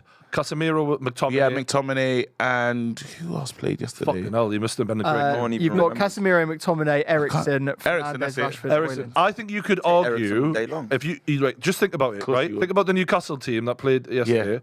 Longstaff, there's no way he gets in ahead of any of your midfielders, right? There's no way financially you're paying more for Longstaff than any of them. The other lad, Elliot Anderson, I tried to is sell an you academy McTominay kid. all season. Is an academy kid. Yeah. And then you've got Bruno Guimaraes. So you're basically better than us in the midfield department. Really? Right now. No, but This then you've is- got Joel Linton, and you got Well, he Tonali. said injured players Injured don't players count. don't count. So, Okay, right. and then the front three, again, you've got Rashford, Yeah. Højlund, who are getting spent way more. I mean, and I think Callum Wilson gets in there. That's it. So now, Isak is better. Than Isak's on the bench yesterday. He said players who started. I don't know. No, why- I'm just I don't saying know why players he did fit. that. I don't know why I'm he saying did that. players that are fit. I just said players that are fit. I But said why you when can't- this whole thing's hypothetical? Why can't we just say like But the best players? the narrative that Man United haven't got good players. They've got players that are better than the teams that they're playing. I'm surprised you're starting 5 Man United players. Honestly, I'm shocked by that. I'm surprised What you're are starting. you doing why? I'm surprised that you're Because I saying personally that. believe What that was- Eddie Howe was a better manager than Ten Hag and would do better with Man United players. Eddie Howe's than better Peel. manager than Ten Hag. Yeah, he is. I can say that now. Crack Yeah, is a problem. yeah. He said it's an epidemic. Crack is a It's a it's just- problem. Bearing in mind that last season, when you lot had a 30-goal lad in Rashford, we finished 1 point behind you. Like Eddie Howe squeezed more juice out of those I'm players. letting you know. Than Eric Ten Hag has had money thrown at him. and Brian, he I'm only letting you managed to know, finish 1 when point I ahead. leave this place, I'm checking them creatine bottles, fam. I need to look at that powder. I know it's adverse findings. I know I'm going to find some Eddie Howe's better than Ten Hag. I can't back that. man. adverse findings. They Yes. went up against each other, Brian, in the final, and Ten Hag won. Yeah, well, I mean, a one-off game, anything can happen. But Ten Hag won based on having players. The one person that scored Ten Hag, and I couldn't believe it. I saw this thing yesterday. De Zerbi. He's played against him 4 times. He's beaten 3 times, and we beat them once on He's a great penalties. manager. That's surprising. He's a great manager. You know, but God, the only slack I'm just to say again. Chance for Arsenal. Oh, Don't let fucked Odegaard it. get on the edge They of the box. fucked it. Arsenal Yeah, have done very little with a lot of possession here. can you do No, they it? Can haven't. you do it? No, they ain't going nowhere. They ain't going. Yeah, the only slack I'm gonna cut Eric Ten Hag, like I said, I don't think, and it doesn't matter how good of a manager you are. The things he's had to kind of, like I said, off the pitch contend with since he's been there, He's been from mad. the Mason Greenwood saga to the Cristiano Ronaldo flaming up the club from top to bottom, dealing with that and having to get him out the club. Yep. Now this Anthony thing. Like I said, you're saying Sancho's the reason behind this, but in comparison to those other things, Ten Hag initiated this Sancho thing. Like you can see He it. The just other- said he wasn't good enough. the He said he other didn't things, yeah, train but what hard I'm saying enough. is the other things that I Yeah. just mentioned are out of his control. Ronaldo being a prima donna diva is out of his control. Yeah. Mason Greenwood being an absolute creep is out of his control. Anthony being a creep is out of his control. We don't know The yet. Glazers Allegedly. trying Alleged. to glaze for more Alleged. money from other Alleged. owners. Alleged creep. Okay, I'm just saying though, those things are completely out of his control. The Sancho thing, when you know all of this is going on around your club, to me, if someone asks you the question after you've just lost a match, you just go, we're trying to get the I best feel out like of him. he's You just just go, sick of we're him, trying to mate. get the best He out of could- him. he We're could be sick we're of- working I with feel him like to it's get just, the best out mate, of this him. has been months. This has been happening over a long period of time. He had to send him to Holland to sort his head out. It's been going on and on and on. He's just gone, look, I'm sick of it. He's not How is training this played well. out He's for not him? in the squad. How has it played out for him, Joe? But How mate, is it played out what for him? do you expect? It's just been in the headlines How ever would since. Mourinho or Conte or any of them man there This isn't responded? 2012. Them man No, still we're have in jobs. 20 But Jose Jose Mourinho, Those guys still Jose have Mourinho jobs, took so. JT when they'd won a huge game. I can't remember exactly the game it was. It might have been a semi-final or something like that. He takes John Terry aside, and fair enough, this isn't public, right? But he takes him aside and goes. John Terry goes into the thing. He goes, I think I played one of my best games I think I've ever played in the tournament here. I'm chuffed with my performance. He goes in. He thinks Jose's going to go. Yeah, mate, you've been brilliant. Thanks so much. He went to him. He had a video prepared, and he went, these are the 9 things you did wrong. What year was that? Yeah, but What year was that? What? No, So no, now, but now that's my football's so different. What did you just say about managers? What are managers today? They're practically therapists, Doesn't go nowhere, though. psychiatrists. No, but what I'm saying is, we're living in real times. You're giving me examples from Yeah, 20 but years then ago or this 10 years ago. This guy's on You have the 325 baby pounds a players. week. All right, Bro, I'm giving you have the so baby then players so now. if You you talk have to. about in this current climate, Yeah. if you say take a player and say, you know what, go and get your mind right. I'm just going to tell people that you're not ready. You're not. It's a fitness thing. That's what he did last season. That you would say that's new school. He went into the new school. He said, you know what, Go away, get your head right. Even though we needed you last season, we had injuries. We couldn't play him. Do you think he's just so got now to that point where he's just like enough? he's like, I've given you everything I can give you. Now, yes, you know what? Like, it's one of those you wanna situations turn where around, Call I'm it what upset. it was. Call it what it was. He was upset after the game. But then was just asked the imagine, question even and if decided to say it then. No, but why didn't he do it during the week? This is Why where didn't he do it later I in the think week? Why you know didn't he where do his anger came in. I think his anger came in when he now saw the response. He said, "Wait a minute." I was upset, but I did this for a reaction from you on the pitch. You reacted on the timeline and pinned it. So now you know what, and it hasn't gone nowhere. And I've really supported you because a lot of players, Donny van der Beek, you would say he knew him. You would say all I've seen from Donny van der Beek is facial expressions on the bench. Yeah, I've seen nothing but that. Yeah, even like now with this player, we tried to play Sancho false 9. We tried to play him on the left. We tried to play him on the right. You've been accommodated. Bro. You just got to be honest as well. Can I just say something? Yep. He doesn't like Sancho as well. Let's be. No, hold on. Let me land. Yeah. I'm not saying you don't like him as a person. What I'm saying is that wasn't his signing, right? Yeah. Someone signed him before him. He's come in now and he straight away signed Anthony. Went and got his best friend from Ajax and said, "You come over here," because that's just not his player, and that happens in football all the time. Players get bought, managers come in, and they don't feel like that player maybe suits their style of play, and they bring in their player that they think. Yeah. And Do you know if that had worked out, that would have really went well for Ten Hag. But the fact that Anthony's and also this is where I was about to go. not So a this good is what look, I'm trying to say. Even if Sancho isn't training well, all of these things, it's not like he's got a guy that's on the field that he's signed that's But one actually guy that's actually can't justifying run. what he's doing. One guy's not working at Who? all. They're saying that he's not turning because we've said all these alleged stuff for Ten Hag. Now let's talk about all the alleged stuff that they're talking about because it came out in The Athletic recently. They're saying that he has a different time to get to training. They said it was working for the beginning and then after he just wasn't getting there. We're talking about a guy there's a lot of lateness for a guy that's one of the highest paid players at the club. So when he said, and then after in his last You press were conference, 5 minutes late, by the way. I was. Wait. And I thought. Look at the hypocrisy. I was. No, but do you know what it is? If you're a pro footballer, I gotta actually be back there. Ten Hag on this. Like, what the fuck can you not You turn gotta up be on there. time? Yeah, It'll be easy. You've got life, you prick. Yeah, come in your flipping Lamborghini Urus and just get here. Like, But then the roads, again, gotta blame the Glazers because the roads into Carrington, they're not that nice. They're not that smooth, nothing bro. at Carrington's nice. One more thing. Eddie Howe did inherit a relegation battling team and not a top 6 challenging team. Just putting that out there. We will move on to the half-time chat now. Because Arsenal, while they've been the better side, I think Everton will be delighted. 0-0. Yeah, I'm They've happy battled hard for every ball. They've stopped Arsenal from getting in behind a lot. And they've really been limited to kind of Chelsea-like chances against Bournemouth. Like, it's scrappy. You're hoping someone can just stab it in the net. And it's not happened for them yet. Sean Dyche, manager of the weekend, man. 100%. No, if he gets a point out of this, that's a hell of a That's a result. bit More than Deserby getting for 3 45 points at minutes, Man just for United. 45. 3-1. That's a formality now, man. Oh, Yeah, that's not even.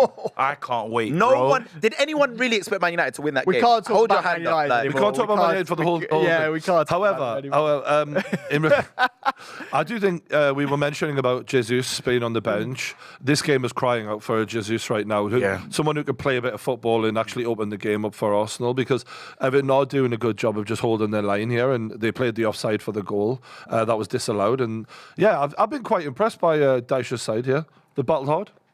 They're grinding it out, aren't they? Yeah. I think they're definitely grinding it out so far. What I would say, you mentioned there that they were limited to Chelsea-style chances, and I'd, for the most part, agree with you. But the general play from Arsenal is a lot better from what we had seen earlier. I do think that if I was going to be a betting man and put my money on it, Arsenal are going to win this game by probably 2 goals. I'd say. Yeah, they're going to ramp it up now. Yeah, I think so in the second half. And like you say, they'll get Jesus on.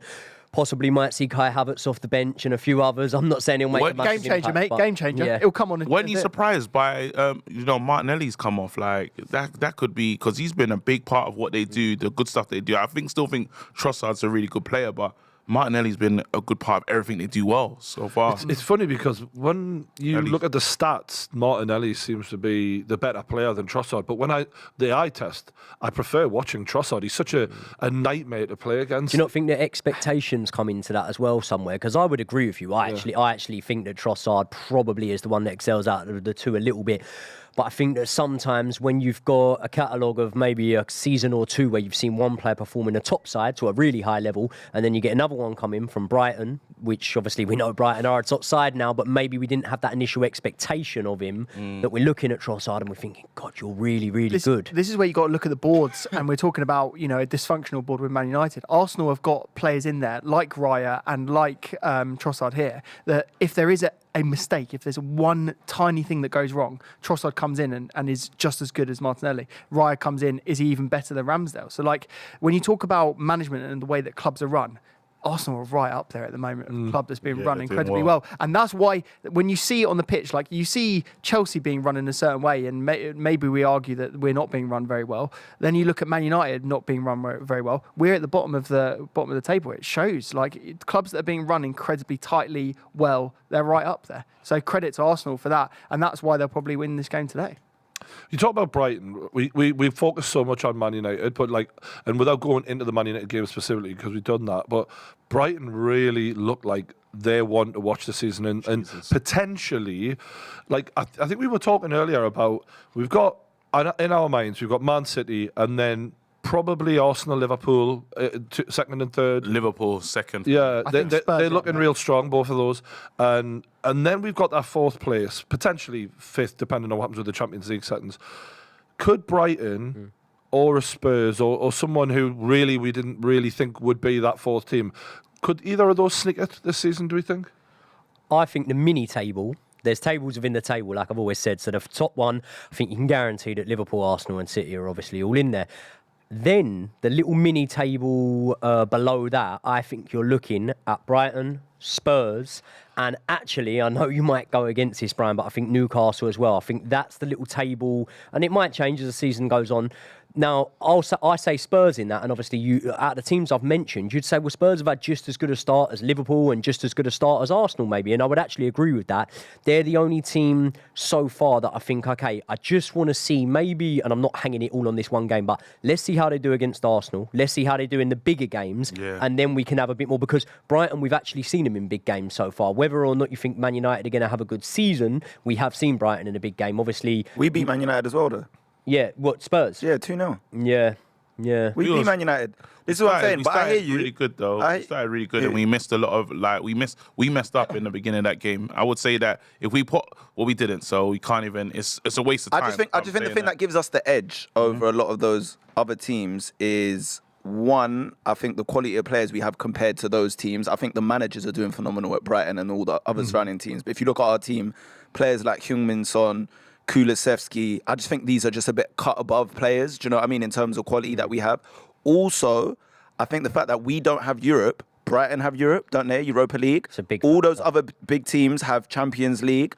We have no Europe. We went out the League Cup. So we literally have the Premier League and FA Cup. Realistically, we're not going to win the FA Cup. So we basically, from now to the end of the season, have the Premier League to focus on. This is such an advantage. Why are you able to say, though, realistically, we're not going to win the FA Cup? Because surely, I get that you're no, of course, and I get that, and I get that, and I get Whoa, wait, hold on, you're out. No, let's not just gloss over it. Let's not gloss over it. No, because wait, because he tried it, bro. I tried it because you're right now. I'm saying now, I'm not going to sit here and say right now, as much as everyone in the comments and you lot might laugh at me, I'm not ruling Chelsea out of winning the FA Cup. I'm not ruling Chelsea out of winning the FA Cup. Because you can't. Because you got heritage. Because you got cup heritage. Laugh again. No, but why? Because of cup heritage. Why is it, though? Why? He supports Spurs. Because what I'm saying is that my delusion, or are you being too pessimistic with this? Because if I'm sat here now and saying I'm not ruling Chelsea out of it, how can you rule Spurs out of it when you see how good a football they're playing so far? Because Manchester City and Pep Guardiola exist. Maybe that. You got to beat them to go and win the FA Cup. Who in the league is better than them? You might not have to play them to win it, though. Who? How did they can get knocked out? The League Cup. Obviously, Liverpool could knock them out. Obviously, Man City can lose a game. But what I'm saying is, if you had to take your money, your hard-earned cash, right? Yeah. Your hard-earned money that you got from Apple. Premier League. Right? Yeah. I'm not talking about the amazing series. I'm not talking about that you haven't seen yet. That I haven't seen yet, but I will watch it. And put it on a team to win the FA Cup. Who are you putting it on? Yeah, of course, but then Yeah. you There you can't- go. you That's can't- why I say But it's this is the unrealistic. FA it's not I didn't say it was 38. No, you're not impossible. talking about Hold on, Premier hold on. League. I didn't say it was impossible. Premier I League, said I understand it's that. unrealistic that we're going to win the FA Cup because Man City are in it. I was- And they've won, how many times they won the FA Cup in the last 4 or 5 years? I was at Stamford Bridge last just won the season treble last watching year, an by the way, guys. absolutely awful Chelsea side play Man City, and they only just beat us. They in won the treble last cup. year. Yeah, of course, but what I'm saying is And you Pep takes can't that cup write it competition off. seriously. They've won a lot of them since he's been there. But what, in Spurs terms of thing, Spurs, right? In terms of the way you're talking, It you're is obviously a very Spurs thing. bullish because it's been an amazing start. But the players who are carrying you right now, like your Madisons, Basuma. But he's not carrying us. though. No, but he's one of the key components, and I'm Yes. just wondering how confident you are outside of those key players in terms of who because when we look at Man United, when Rashford and Bruno don't show up. Well, I'm looking at like who does show up? Who are there to carry this Spurs side? I seen Richarlison scored. That was a big he moment got an for him. assist. And he scored for Brazil. Yep. Got the assist. I mean, his confidence coming back could only be great for you. Can you like it. depend on him in the long term? I just think like with look outside of our main 11, we've got problems. Like if we get a few injuries to players like that, like Maddison, Basuma, then yeah, it could definitely be an issue for us because I saw we made 9 changes in the League Cup against Fulham, and you saw how that went. We got completely knocked out. So yeah, if we can keep everyone fit, I don't see why we can't push for top 4 this season after the way we've started, the football we're playing and the confidence we have. Like everyone says Spursy, and that's rightfully so. We are very Spursy. But yesterday's result, if we're losing 1-0 in the 96th minute, we don't come lose. Or at the most we get a draw. You think Andrew, we went on and as won the antidote? game. Is he the antidote? 100%. Like we went on and won the game in like we scored 2 goals in the 96th and 98th minute. Like we don't usually do stuff like that. My counter for the great Brighton atmosphere. comparison is Newcastle was swept aside by Brighton. When they made 6 changes in going to Old Trafford, I'm like, you lucky bastards, you're not getting the same Brighton we got. You're gonna, We got you're even going to better. get off with it. And then to watch them have Lallana and fucking Welbeck up front and still destroy Man United, I was like, this is such a great system, and he has every single one of those players apparently in training is fully aware of like all of their positional responsibilities, and interchangeably so. Like this, we're dealing with like a really top level future Brighton manager. Brighton could really finish. They could finish fourth. in the- Because in they're the top showing 4. like They could that finish Swiss fourth. Army knife ability to be able to do it all, to change 6 players and to get the same exact, to score 3, change 6 players, score 3 against Newcastle and Man United, who were finished in the top 4 last season. To me, that shows like you guys might actually be able to pull this off. You might Europe able will to be a stay- hindrance for them, I think, though. This is Yeah. their first time in Europe. They've never juggled Thursday and Sunday. Like, we're not even talking about Tuesday and Wednesday injuries. and the weekend. We're talking about Thursday and a Sunday where you got to turn around quickly. They've never dealt with this before. This is unfamiliar territory. You're traveling to Uzbekistan and We're gonna learn about next him. places. Like, they haven't done this The thing I before. love This is about a whole this different thing. Is we are kind of forcing them to give Evan Ferguson a real chance because you want to hold him back, but you can't put your money on bloody Welbeck to carry the team. And You got like, Yao Pedro as well. yeah, they've got, and look, Ansu Fati came on and he looked great. They have got strength and depth, but I really want to see that lad be given like more of a run out as well. I honestly feel that there's a hype is strong that they could really get top 4. You know, it depends if Spurs stay strong like how they look now, then Spurs are shooing. I can't wait to come back to this. I can't wait for May to come. I can't wait. Don't say that, you know. Remember you cannot wait. I you support can't Spurs, bro. Wait. I cannot wait for this. You should I be able to cannot wait. wait for this. Hey, you know what? I think Makes this is no a clip- difference as a Spurs fan not I being think able to this is wait for May to come. I can't. You know what? I think this is a clippable moment. Clip it. You can't wait. I think this you is just it. took what I just said and No, rephrased I'm it. saying no. That's literally I'm what I talking just about. said. You can't wait. I think that can't wait. I wanted to clip this moment because I think you're gonna be like, I need the season to end. We're gonna get close to there, and then you're gonna be typical Spurs. You ain't, got a, Crying at the end leg, of you ain't got a season. leg to stand on right I'm now. telling You should not be the person at the table How saying dare this. you ain't talk even got a about prayer legs? to stand You've been on. amputated, fam. You man ain't done nothing, Yeah, but fam. you are You lot amputated never now. walked. But you're You've never walked, amputated never now. run, never crawled, fam. Don't. How Saying- dare you, saying fam? from this from You can't- 13th position. No, Saying this from 13th You position can't tell me with about a leg bunch- to stand with on, a bunch fam. of sexual predators Bro, at your club. You is can't tell insane, me right? about a leg to This You is can't. crazy. It's because I said you never crawled. You never Immoral ran. FC. You never Immoral crawled. FC is I'm talking telling you about. right now. How do they drop it then? Like in your head, what is going to be This the guy- Spursy. No, but look, honestly, break it down. Like, tell us, how are they going to drop This off? guy's now. wait. How are they This gonna guy, drop off? this guy right now, yeah. We haven't even put the balls in for the FA Cup to say who we're playing. He's already given up. Yeah. That's going to let you know we're talking about what the we're league. talking about. We're Spurs. talking about the league. No, we were chilling talking here. about the league. No, we were chilling here having a heritage conversation. He said, No, that's what Man United hold on, do. let me That's finish, what Man bro. United do. You Let got me to do finish. history And then the lesson. Chelsea fan, he turned over, he goes, "Mate, but why are you out of the cup already?" He's like, he couldn't believe it. And I said, But how bro, did you I say that? said, bro, it's Spurs. So now you're dreaming about the end of the league. You need to just make sure you get through these Your months, bro. arguments all You- over the place No, right now, you lot Stacey, don't right? do nothing. This is probably why you was disorientated. You The lot Man don't United do results have left nothing. you I'm not disorientated. disorientated. You don't do nothing. And you said you're looking forward to the end of the season. And I saw you last season. Yeah, but I'm talking about because of your Brighton Last take. season, you were supporting Man City. Right or wrong? Yeah, 'cause I yes, didn't you want- was. 'cause I So didn't don't want tell me Arsenal to about win the league. you're looking Duh. forward for me, So fam. was you, and you're Nah, a Man United bro. fan. Get out of here, fam. It doesn't make any But sense. I went to a final though. No, I but- went to a no, no, final. you're- You weren't you're- doing nothing last Casey, season. you're What was maybe you doing arguing last all season? over the place. I'm Did saying. you want Man City I'm to win the saying league? last season you had nothing to look forward to. Did you want I Man was City to getting win to the league? Wembley. Did you want I Man went to City to win the Wembley. league? You was at home. Did you Oh, want there Man you City go. to win the league? Let's keep going. Did you want Man City to win the league? Of course I did. So what are you talking Nah, wait. about? Okay, What are you we gotta talking move on. I about? wanted someone better than we have Man another, City we had have to do. another topic. We have another went all really over the weird, place. Yeah, you went all over. really weird one. This one, really weird. Paul Pogba tests positive for steroids. He's a boxer. Really weird. Like Eddie Hearn's come out and said, "Look, we're still making the fight. It's fine. Don't worry about it." No, but like, I didn't even think they barely tested for stuff like that in football, especially in Italy. I'm like, fuck me. If there's any place that shouldn't give a shit about the one place I'd never think performance enhancers were being used, it's in Italy. What do we make of this? Obviously, he had an injury, and he's done the whole. I don't really know what happened there. What do you make of it? Because you sat and supported him Oh for a long man, time. I support. Hey, this has been a hard day for me still. Howlers No, all over the listen, place. you need Not to again. stop. Not again. I'm just starting with you. Stop. You know, But Paul we Pogba- probably need to. it's We not need used to. to. We're gonna have to hug it out before we leave. Still, Paul Pogba. Paul Pogba is a disappointment. It's man. another blow to his career, It's just isn't it? it's like you heard about the thing with the, and I know it's just like lies and stuff. His brother coming out talking about the buried hyenas and stuff and trying to mess to Juju and With this, stop. Didn't you hear Imagine you didn't know anything about this, right? You've just clicked on the kickoff, and this man's on about buried hyenas. Can you explain? Because I Bro, don't even know half of this, right? Oh, come on, there was this thing Explain saying what that was he tried said. to curse. His brother came out and said this is when he was with the whatever mafia it was, and he said that he tried to put a curse on.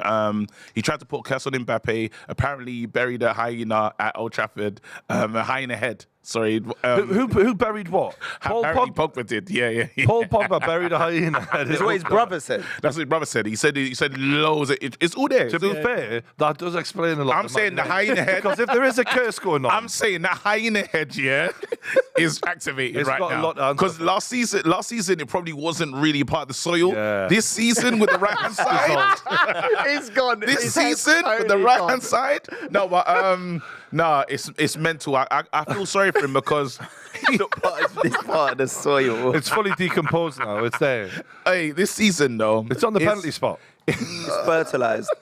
It's a madness. I feel for him, man, and it's like Souness gets to Was just he being smile at home. blackmailed, Pogba? Yeah. By Apparently the mafia, his brother's in jail right now, isn't it? Like, so, and there was so much. They said the allegations it was incredible. His brother done a video saying, this is all the stuff my brother's been doing, so and so. It was horrible. So now you can see it's like, obviously money corrupts and stuff, but Pogba, for someone that won the World Cup and was probably looked at one of the best eye test, one of like the most talented players of this world new football. generation, Yeah. it's gone to crap. It's like if he gets this ban 4 years, what are you going to come back when he's 34, 30? no, it's over. No, he's He's done. done. He's done. And he was almost over before this because Juventus were exploring as many options as they could to get rid of him, right? It's like, it's finished with this guy. He's too injury prone, he's not delivering.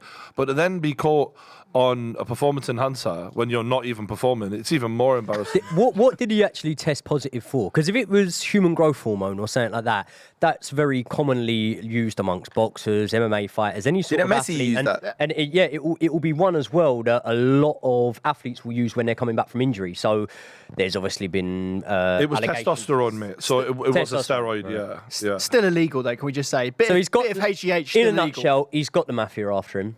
He's full. There's only one way to fight the mafia. I better bulk right up. He's got on the phone to Conor Ben. He's, Oh, nah. no. Where'd you get your omelettes? And job's a good one. Wow, this is too Testosterone, much. man. Maybe he was just We've trying to killed grow a them. beard. Maybe he just wanted a bit more. You know? I feel his pain. Yeah, same.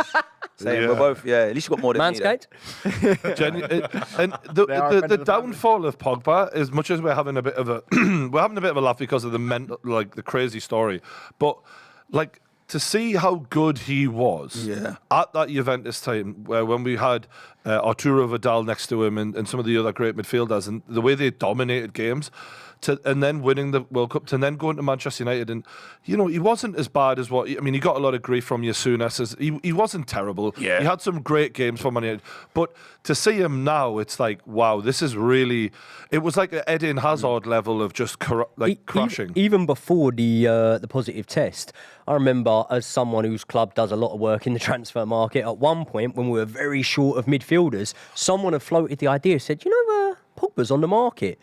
Juventus have put a price tag on his head, right? Bearing in mind, what age would he have been at that? 29, maybe not even 30. They put a price tag on his head, 6 mil.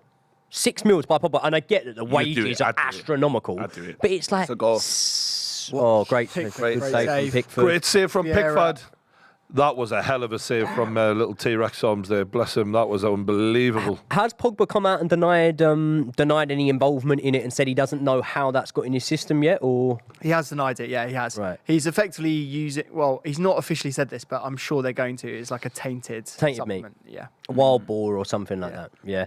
I mean, it's just awfully coincidental that it happens time in, time out. Someone that comes from a background where football wasn't even originally my first sport. It was always boxing, and I see this happening time in, time out. It's such a massive problem, but I mean, in comparison to when it's used in boxing, maybe this one will not fly under the radar, but not be looked at so. They've said it was a very common form of steroid, so it wasn't anything that was how they have trace amounts or whatever. They got him red-handed. Is basically. The way Really? So it's not tracer. I haven't heard the update of how much was in there. No, like as in the type of steroid they found. Okay. is bread and butter. Steroid. He's on the Anavar. It's something common, is what they've accepted. Really, but could you understand it, considering his career is on the decline? Oh, yeah. He's wanted He's coming back from injury. I don't think and he he was just wants playing. to play again. I think he was on the bench. Like when the test actually happened, I think he was on the bench. Like Yeah. it wasn't like he was recovering from an injury. Like he'd recovered and then he got popped. And just explore this. If footballers are coming back from an injury, and it's a significantly bad one, right? I understand in fight sports, and a lot of us are fight fans right here, it's one thing to have a physical advantage over your opponent when you're trying to kill him. It's another thing when we're running for a ball.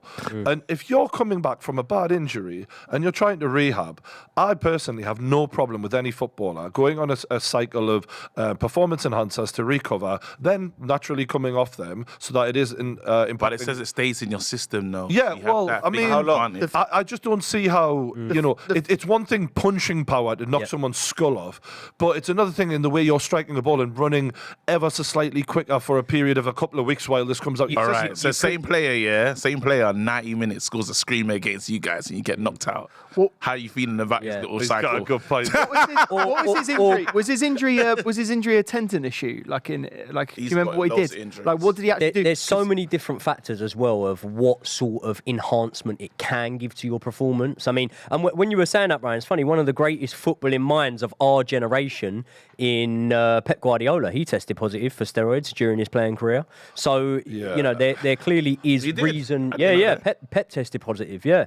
I'm not sure exactly what, but yeah, he tested positive. So there are obviously reasons why footballers would take it and whatnot, and exactly what you were saying there, it's not just about the reasons that you gave there in terms of like recovering from injury or whatever. Let's say, for example, a player who's quite dainty and easy to push off the ball gets on a set of some sort of steroids or whatever. There's serious weight to an argument that could make them a lot more physical in a battle and then could give them an unnatural advantage over another player who's not juicing. So I think that it's way more severe and the consequences could be way, way worse in combat sport, but in any sport. They're going to check his B sample Right. That always goes well. I think the never thing see is the when pizza. you've got like a tendon issue, right? Like Callum Hudson-Odoi had it. Basically, you lose a portion of your calf, like for example, right? So the obvious thing he would be doing is going, I need to rebuild that muscle so that I'm at 110%. I'm ready to go and play football at the highest level again. So it makes sense why he would do it, but yeah, like it's a big risk. By the way, guys, context for this is like often Premier League footballers, they get done 4-6 times a year, like having random tests. So it happens all the time. So it's not regular. like, and even when you're not playing, like you're gonna get tested. Even if you are injured, you still get tested. Do any of us think you can get away with it? It's just weird. for the sake of the argument, do any of us think that? Because the more Matchroom have tested their boxers, the more they're popping. It's really, there's a very big cycle we're seeing where the more you test, the more you pop people. Do we think that that's a present thing in modern day football, like steroids, growth hormone? Yes. Do we think that this is common? Yes. Nowhere near to the Yes. extent of how much it is in boxing. In boxing, it's probably 80%. It's probably of the no, fight. but it's- I'm gonna go up to 90 now, Yeah, boxing. but in football, I don't think it's as high. I think it's higher than you think, though, because you know why I say that? Because there's so many players in world football playing at a high level in different leagues across the world, and they're not being tested as much, like you said. And so much money hinging on it. I'll give you an example. Just the first thing that comes to my head is like Cristiano Ronaldo's physical growth to go from that skinny little runt that we seen him when he first signed for Man United to see the amount of muscle mass he put on, and specifically at Real Madrid, the legs and just the sheer size of the guy, and then the way he looked like at least as in his physical peak for the next 15 years. Like he didn't. Naturally, as a man, you will gain a little bit of body fat. You will lose a bit of muscle. Like testosterone wanes as you head towards your 30s, and then after that, at least that's what my doctor told me. And genuinely, he looks the same. He looks like a 20-year-old. And then you watch Gareth Bale go to Real Madrid, Same, I was about and to say. Gareth Bale just turn into a fucking horse out of nowhere.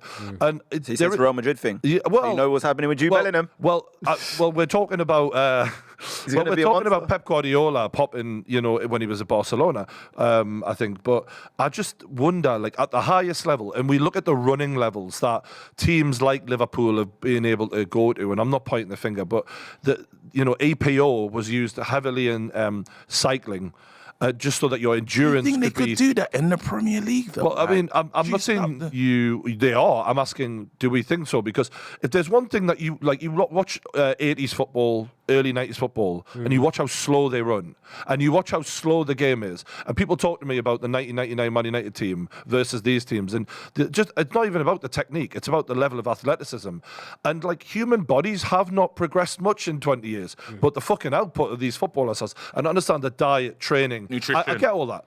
But if there's one thing we've seen in every single sport, aside from football, it's heavy usage of PEDs. We're talking American football, NBA. We're talking all the Olympics, cycling, tennis. We're looking at all of them. And yet we're supposed to believe that football is just good, honest guys who just want to compete. If there's competition and money on the line, there's cheating. That's in sport. And I just wondered, like, are we looking at Pogba going, oh, it's Paul Pogba? And it's like, he might really be thinking, you fucking pop me, but everyone's fucking doing it. I don't know. Potentially. I just think, like you said, the downfall of Paul Pogba for me is quite sad to see, man. Like, he was such an elegant player on the ball, so versatile, could play anywhere across the midfield. Like, to see what he could have been potential-wise and what he's become is very sad. And he's actually a really nice guy. Like, I feel like he's very misunderstood, and the way the media have treated him over the years has been a whole nother story. But yeah, he hasn't fulfilled his potential. And I hate when you don't see players fulfill their potential in that way. Like, he really could have been one of the best midfielders He was never in made, the world. I felt like his mind was never made for the main man of Manchester United, which he was given when he did the whole He got sold Stormzy a arrival. dream. No, he got sold a dream. He did. He got sold the dream, and they didn't put all the right players around him. But what I'm saying is because the right players didn't come, the only time I ever thought, oh, you seem like you're getting better there, like mentally, is when Zlatan was brought in, because Zlatan came in and went, yeah, kid, let me be the man. Yeah. And you can just be in the shadow, but still deliver, and I'll take the pressure of... But it's quality. Yeah. What you mentioned there is quality, right? He's playing with... It was even worse. He's like Andres Pereira and all these kind of players. That's horrible. But then... God bless. Sorry, God, man. yeah, but that's Pereira. No, but I'm saying Pereira and like it was You're right. bad. Now, when you talk about that, you mentioned about the cheating thing, yeah. And my thing with football, there's just a level of trust that I have. that I don't with other sports. I don't have that like feeling of like with, let's say if you said to me swimming, I'll be like, someone's cheating. If you say to me any other sport, I like. It's not funny though. But for football, I no just reason trust why you Does it should trust surprise you when Pogba tests positive? I couldn't believe it. Yeah. I couldn't believe it. Does it surprise you when a boxer tests positive? Never. Not Always. in the I slightest. expect it. I'm Not waiting in for the adverse findings. Do you know what I think it is as well? It's because it's a team sport as well. Like we're comparing like individual sports to team sports. Like when you're in a team sport, you're kind of, the pressure isn't solely on you. Yeah, you need to perform, but you've got players around you that can help dig you out. And you know what I mean? It's a collective effort. In swimming, boxing, tennis, whatever, these sorts of things, it's just you. Guarantee the biggest consumers of steroids in America are NFL footballers, and they're all in a team. Yeah, but And don't get me they're wrong, massive though, They're aren't they? massive, and but the point I'm making more so is like, team sports don't stop anyone from cheating. Baseball had a massive problem with Yeah. steroids in there. I think something that changes it as well a little bit is like not saying people are steroid users, but someone who has no knowledge of this sort of behaviour or this sort of thing that can go on. Go. You might think, oh, steroids is someone, jabbing up in the shower or whatever. Performance enhancers aren't necessarily steroids. 90% of performance enhancers aren't steroids, yeah? And performance enhancers, when you look across the board, like, say, for example, it's Gaines Boxing with Dylan White tested positive for Jack 3D. You can buy that in Holland and Barrett over the counter. So performance enhancers, when we say, is there performance enhancers in football? All likelihood is, yeah, there are, but it's just maybe not to someone who doesn't understand it to that extent. It's not as dirty as you're in Pink's gym changing room jamming up or whatever. You know what I mean? It's a little bit different. That's why I brought up EPO, because there was a UFC fighter called TJ Dillashaw who got caught doing that. Yeah. Who had the cardio of fucking 3 horses, right? And he was a tiny little guy, but he could just go 100 miles an hour for 25 minutes and never slow down. And you're increasing your red blood cell count. And it just made me remember, like, when you look at some of these footballers now who are covering so many kilometers per game, you're like, well, I mean, is it possible? You're fucking damn right it's possible. Can I just mention why, I know it's completely off subject, but why TJ Dillashaw bucks the trend? What did he do when he got caught? Admitted it. Held his hands up, went, Yeah, he got me. Did he? Yeah. Yeah. Good on him. Good on him, though. No, if you're gonna get caught, at least go, yeah, no, I did feel it. sorry for him You know. because he was Anthony, the one you're who watching did- this now, Jake. If he was the one, it's sad because when people do admit it, we should kind of go, all right, fair play, but we hammer them even worse. yeah. I have to say Don't that, admit it, Brian, man. The difference. I always say to my difference boys when they cheat, take it to the grave. Take it to the grave. Unless you got the evidence. If she's got the evidence, just Tell me about deny it. Tell me about it. No, I'm joking. I think back. I'm just joking. Like, if we're going back to 1999, like people were getting like pissed up on a Friday night and playing football on the Saturday. Like that's what was going on. So like to say that it's just steroids and like that's the only thing that's gone on. Like sports science has happened. No, I've all of that stuff has mentioned gone those on. things, and Yeah, I'm certainly. No, here it is. And It's in. I completely agree. Like, but the point is I don't believe that football is some sort of exception to human behaviour. In that, in every other sport, cheating is rife. In at the top level, where the maximum amount of prize money is on the line, when people's jobs are on the line, they'll make you do things you shouldn't do. And I just think that to imagine a world where that footballers haven't cheated using drugs, I find that hard. When we look at recent stories in football, and I won't name any names and I won't go into specifics, but when we look at recent things, let's even say that 25% of things that have happened over the past couple of years are true. Morally, there's no ground to stand on to say, no, footballers wouldn't cheat, footballers wouldn't take performance enhancers because, if they can do stuff in other aspects Do you know of why life, it's harder to catch like them? we're seeing. Think about it. You know the UFC, you get like regular drug testing, they spend a fortune on it. You got one fighter versus one other fighter, for example. It's a lot easier to keep sort of a finger on that. But I thought they'd go and test them after games, though. It happens. Just to clarify, it happens consistently. Random drugs tests. They I'm go not saying into that they don't. all the clubs. It happens all the they time. do. In fact, I think I remember Azpilicueta once had one. Like they told him as he was doing an interview Yeah. after the game, and they were like, "You got to go." So fully, they definitely test people in the Premier League, but do they test them for everything? And do they test consistently with those 22 players, or however big the squad is? It's very hard to pin down a whole squad of footballers in the same way. The thing that's hardest to do is actually to find the different compounds. Because remember in Icarus, documentary all about doping, and that was all about cycling. They were saying that WADA, the Association for the Drug Administration, they were saying like it's really difficult to like keep up with what everyone's taking. Exactly. That's the hardest thing. So Also- like for these Premier League footballers, if you're taking standard testosterone, that is the dumbest thing to do because like everyone's going to find that in a drug test. But if you're taking some of these like marginal gain things where like we don't even know about them, but like there's some lab somewhere. But that's the other thing as well, is when you look at the ban list, and I don't know the ban list yet, but we're assuming here that the ban list is exactly the same as boxing, right? Yeah. But if it's not exactly the same as boxing, how do you know that when a footballer doesn't flag up positive because what was in their system can be used as a masking agent, well, you don't know what they were then on. Whereas in boxing, where people are so have so much experience with it that there'll be certain drugs that could show up in your system and you can say, no, it's a masking agent for low blood pressure. Yeah, or it's taken for low blood pressure. Remember the inhalers? Yeah. Remember that was very when Liverpool's squad was looked at for how many people need inhalers. It was insane how many inhalers were getting used. Now inhalers, what are they allowing you to do? Get more oxygen in, and often they're a steroid that you're breathing in, but you have an exemption for it. And if you have an exemption for it, are you getting gains from that, or are you getting advantages from that? Facts. It's mad, Facts. man. It was quite a lot of the Liverpool team. It was the majority. Yeah. And yet, guess what they were doing? Outrunning every fucking team they played against. For fun. Yeah, on you that know what's crazy in this game, yeah? I've been watching... there you go. He's got his inhaler out.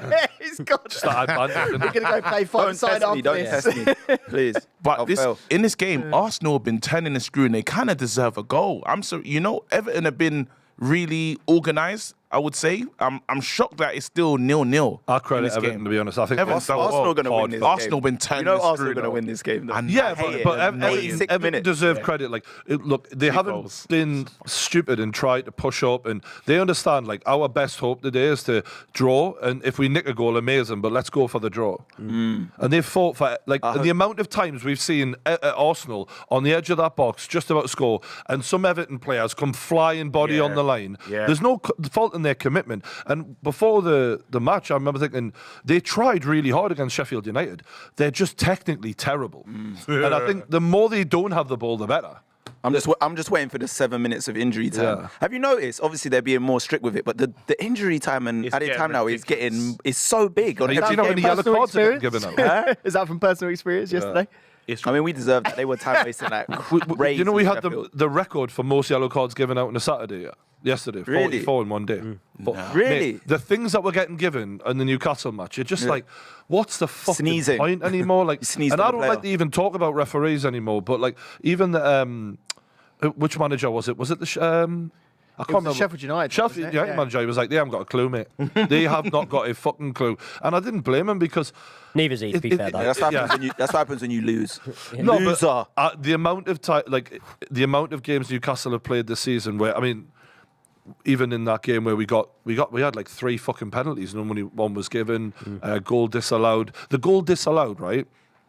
The keeper isn't even touched and just drops to the floor. Yeah, that's it. Like, and it's soft as shit when it comes to the goalkeepers. But I mean, the more technology we get, it doesn't matter. The less confident I am in these referees. They are fucking terrible. And actually, VAR is only exposing even more for me how clueless these guys are and how they flip-flop week to week. And there's no consistency. I hated VAR yesterday with that little one off the line. You know that little one that went Yeah, over? the It went Rashford over- cross. definitely went over. But I was like, please don't see him. They thought VAR was going to take pressure off them. It has backfired massively, hasn't it? It's just shone a light on everyone's indeficiencies at being able to do their job properly. To be honest, I think some of the referees love it because they love that moment where they get to run to the screen and the whole cameras are on them for a second. They're just like looking at the screen for so like true. 5 minutes. They're like, "Hi, mum." His hands on a pit. Yeah. They're just like, "What are they doing?" They just want the spotlight. Some of these referees really, really want the limelight. Mike Dean. Go on, Ashley Young. Mike Dean. Good delivery. We got a free kick to Everton here, about 40 yards out. Come on. Young's on, delivery is Ashley Young. usually good back in the day, to be fair. Like. We 20, kind of forget 25 years ago. he played for Inter Milan for a And while. he won the league He's as a well. journeyman. Into Milan. Oh, Stinks. Actually old. yeah, he ain't good. Is it? That's hard. He's old now. He's old though. How old is he now? Is he like 30? He was surprised. I couldn't believe he could grow his hair. So he had short hair by choice his whole time. know. at No, Man I United. know. what, Yeah, is he he did. not had the transplant? No. He's got to have had the transplant. When no? you can tell when I used to be in England camp, he would order. He had a barber come in, and the barber would just cut it all Pick off. it, yeah. Charge him a boom, £100 and something pound in it. for a ball for nothing. Yeah, no yeah, shape up, yeah. no fade, just take it all I'd off. get my lass to do it. No And problem. that's what they charge them to come out and do them personal haircuts. When you're bald, yeah, just get the missus, bro. That's it. Great, I innit? got the one You do that blade. as well? Yeah, of course. Yeah. My missus is my barber. Just fam. put the manscaped on your head, man. I use the one blade. Yeah, I like. We What's don't. happening here? We got a bit of the referees marching with the ball. Was this a water break? Elbow. Nah, fuck it. Calvert-Lewin's got the mask on. Do you know the weirdest regrowing of hair I've seen? Andros Townsend. No, That was a transplant. No, that's what I mean. Like it looked yeah. like there was just. I seen him go too bald for too long, and then when it came Yeah. back, I wasn't ready for it. I mean, Rob Holding's one, pretty good. Rob Holding. Unbelievable head of Rooney's one was sensational. Rooney's one didn't really work, Yeah, though. Rooney's He's- one weren't great though. Rooney had about 25 of I them. think he was Conte. too soon. Conte. Rooney's Conte. I'm the Three worst hair- person in yeah. the world to have a hair transplant around because I could spend the time. never. Like, and you know when you're not making it obvious because I'm checking it out. I want to know, like, But you actually have a hairline, though. I can see. yeah. I just like. Do you know what it is? It started thinning in the back, and I was like, let me get ahead of this. Yeah, I let did me that. do the right thing. Zidane I'm not going to be one of those guys, and I'm definitely not getting a hair transplant. I just. I That'd be will go straight to Turkey if my hair starts. I wouldn't popping care. out. I'd have had I'm a few not playing emails about. You could. No one would know. But I can't. Look, if you can't grow a beard, you have to get a hair transplant. Yeah. Because then you're just Professor Xavier. Like you're Would just like Would you get the beard done at the same time? no. Because Conor I Ben, can't get my hair done. Conor Ben had a beard What? fitted. Conor Ben That's did. why his beard. So did Mayweather. Yeah. Eubank Jr., he's got the hairline actually tattooed on. Oh, really? The Is that he's right? got it tattooed, so he can never grow it out, but he can always have a perfect As a hairline when he's boxer, got you a don't shaved watch. head. You don't watch boxing. As a Yep. boxer, if you grow a beard, does that like take a bit off the punch? Believe it or not, Craig, I'm going to, break you some news here. I can't grow a beard. Yeah. So, That was always rising. Oh, man. I've had those emails from the Turkish people going, do you want to, we'll wanna do come- you a brand deal and that. I'm like, Oh, they I would do love most you. things for money, but I don't know. You having the proper like Oh, a yeah. whip, I wouldn't be ready. I That don't would think be I could- so weird, wouldn't I it? couldn't manage it. I couldn't. So weird.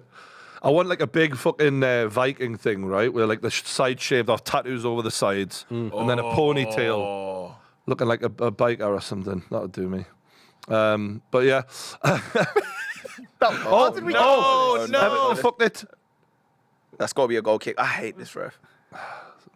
The one thing you will say about it is, like, although Arsenal have been turning the screw, they haven't, like, there's not a player who I'm looking at going, you've murdered this lot today. They've Like, had a no clear one's cut really chance. turned up and turned it on. Trossard's been a little bit impressive. Like since he's come on, he's been getting. He's again a lot of their work happens on the left hand side. It's surprising that Saka hasn't had a lot of joy in this game. So, but it'd probably be this moment when they go corners. Corners to Everton's 0. Everton have not They're going to tried score from anything. a corner eventually, man. You can't keep giving this many corners away. What, I want a routine. Box, edge of the box. I want to let this go, that and all then guards? we'll talk about It's a goal. the guard. Yeah. good save. nothing. Okay, we're going to get on to your mate, Gareth Southgate, protecting, guy.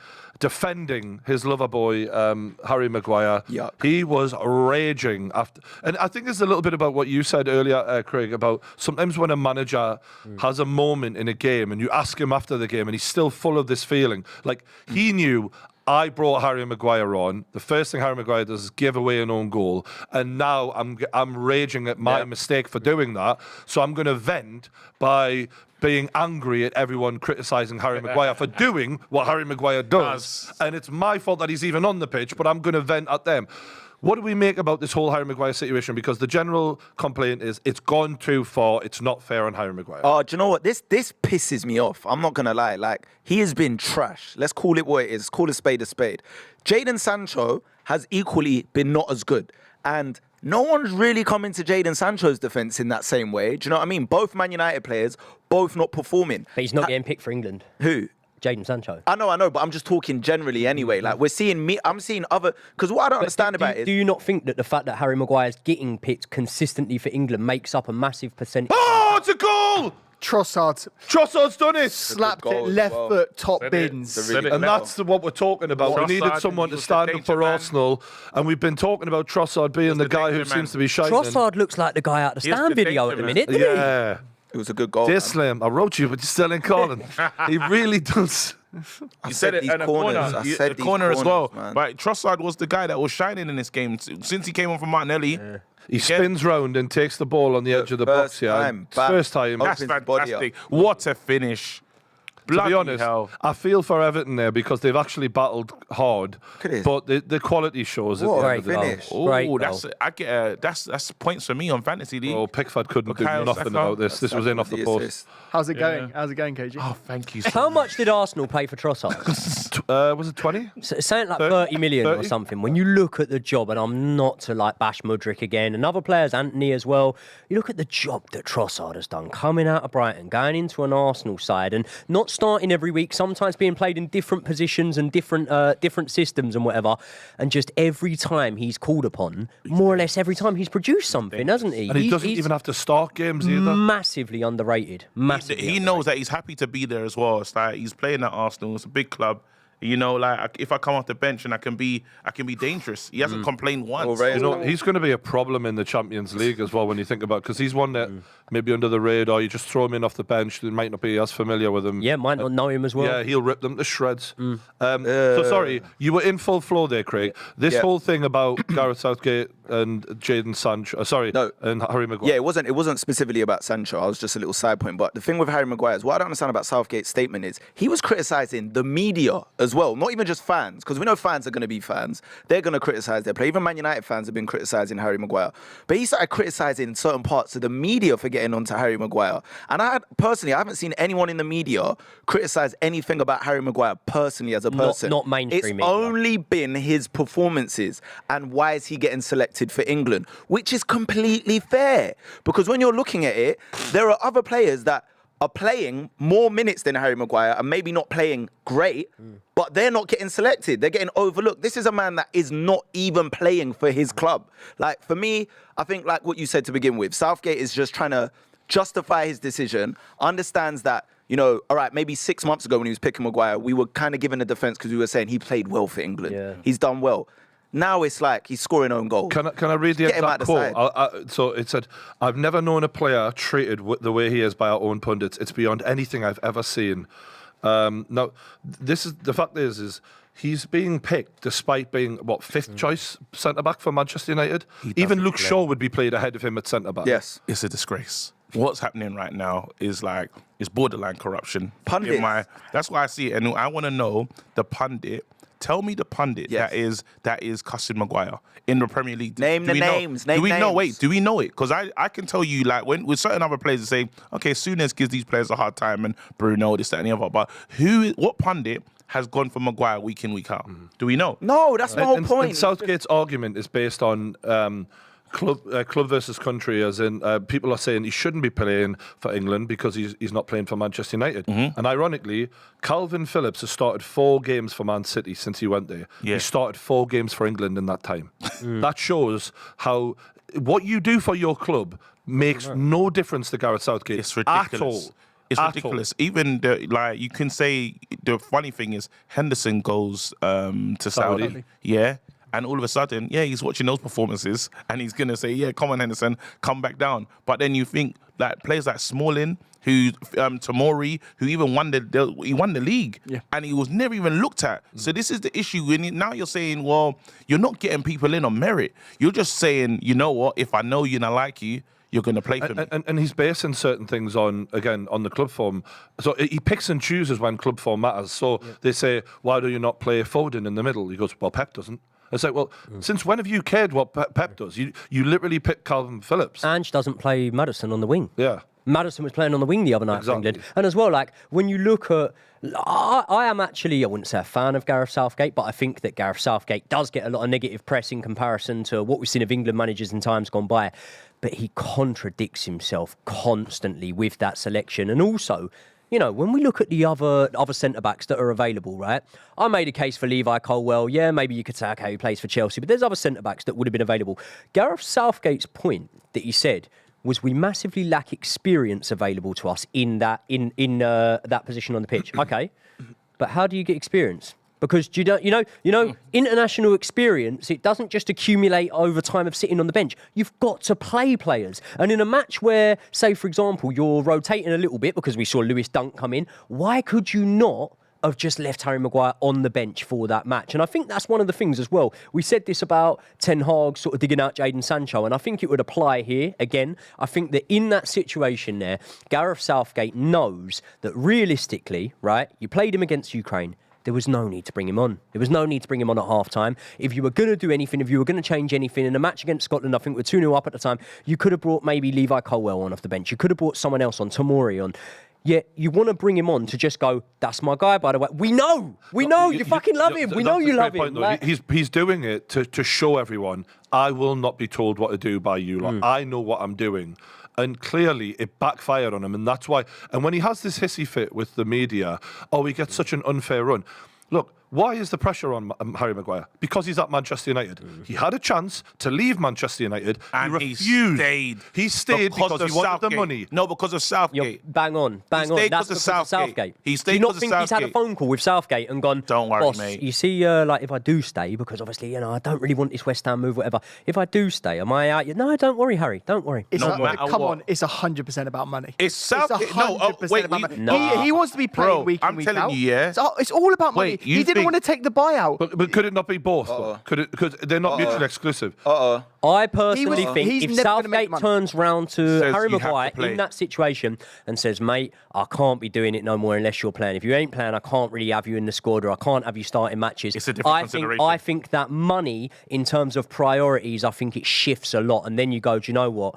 Maybe I will go to West Ham. Maybe I will look for a move elsewhere. But I think if you're given the reassurance by Southgate that you're going to play for England no matter what. Can we remind the money's a before factor. Josh comes in? I just want to remind everyone though that Manchester United did make an offer to see half of the remaining contract. They were going to pay 6.5 million. Okay, but he wanted the full amount remaining, and in that wiggle room there, if Southgate comes and leans you one way, it can have an impact on your decision. No, I'm telling you. Wait a second. So you're saying United are pushing him out of the club. They've stripped him of the captaincy. They've actively not played him. He's got no allegiance to you at all. He's going to go, look, if you want to get rid of me, pay me off. No, if you want to play football as a professional. He's never going to get the money ever again that he's on now. Never ever again. He's a footballer, yes, but he's also, this is a job, right? No, but so he's going to go, pay me off.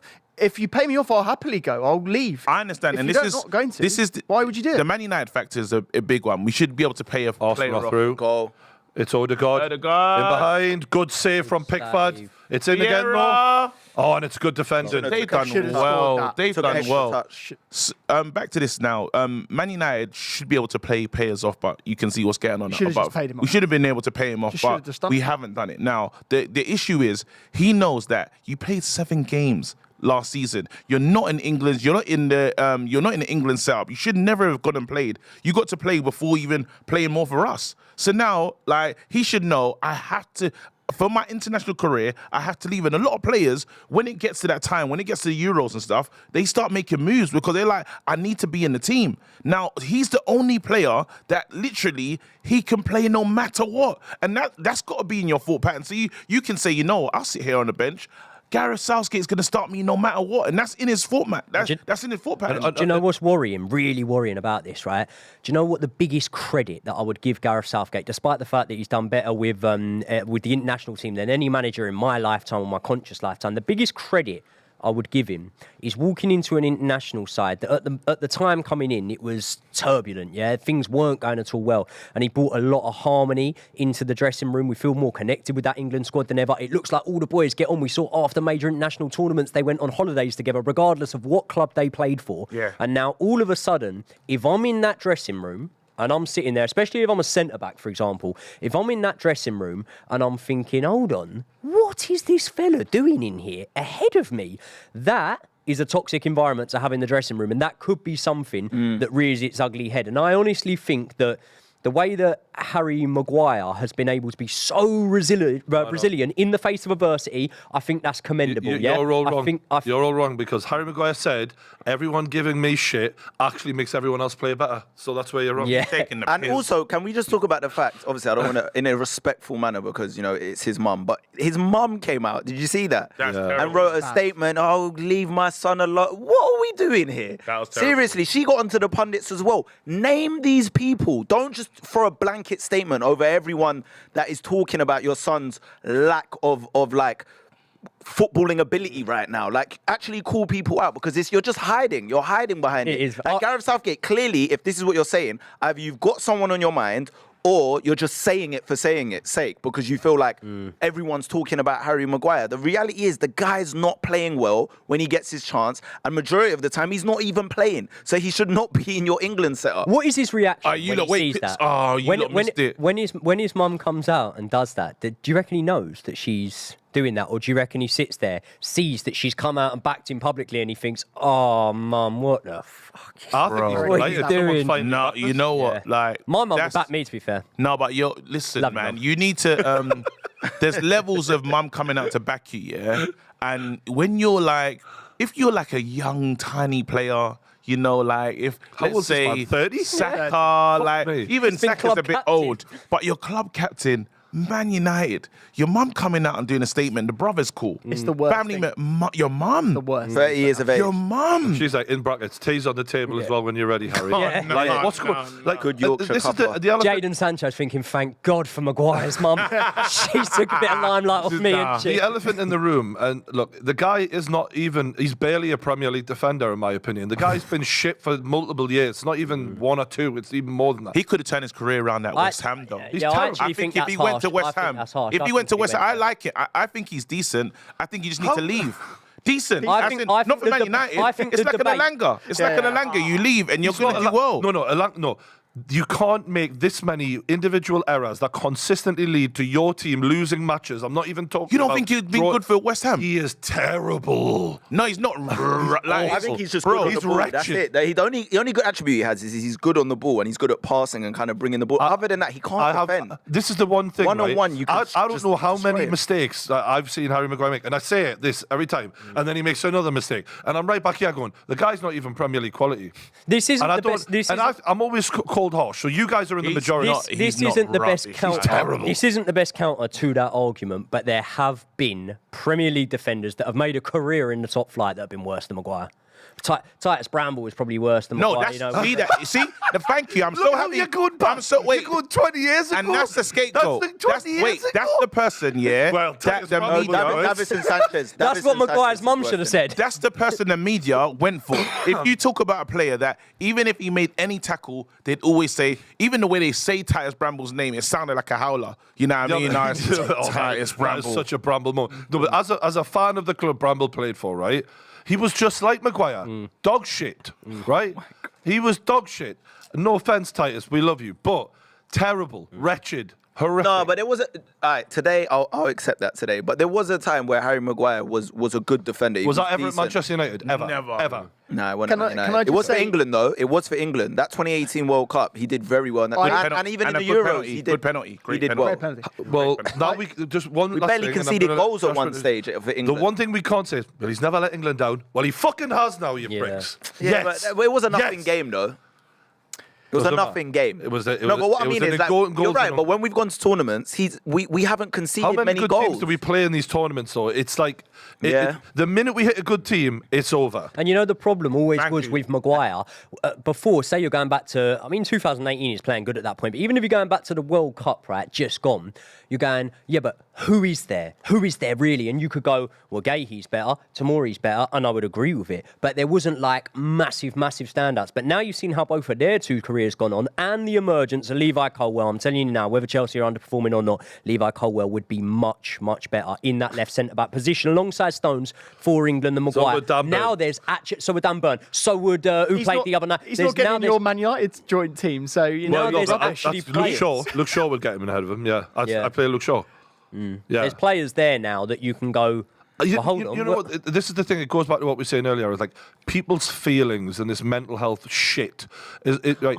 Yeah. No, I'm sorry, but like There when- goes another sponsor. When if there's anyone who's talking about mental health, it's me. But the point is that there has to be some level of acceptance. We can't wrap people in bubble wrap. Yes. In as Thank Premier you. League footballers. Thank you. You are a grown man and you have a decision to make with your career. Do you want to be a Premier League footballer or do you not want to be famous? Because there's plenty of other things you can do. When you become a Manchester United footballer, you are accepting that for this amount of money, I am going to get a level of scrutiny that is going to be difficult. Yeah. And if you can't take that, get out of the kitchen. Yeah. And yes, there's certain levels of things that are unacceptable when fans step the mark, well, it gets too personal. But I'm talking about good old-fashioned, you're not good enough type of criticism. And that is what Harry Maguire has been subject to for years on end. He hasn't been anywhere near the level of what he should have been, and yet he gets rewarded with the England call-ups. He gets rewarded with it by his wages every week. And it's just a joke. Take that, Gareth.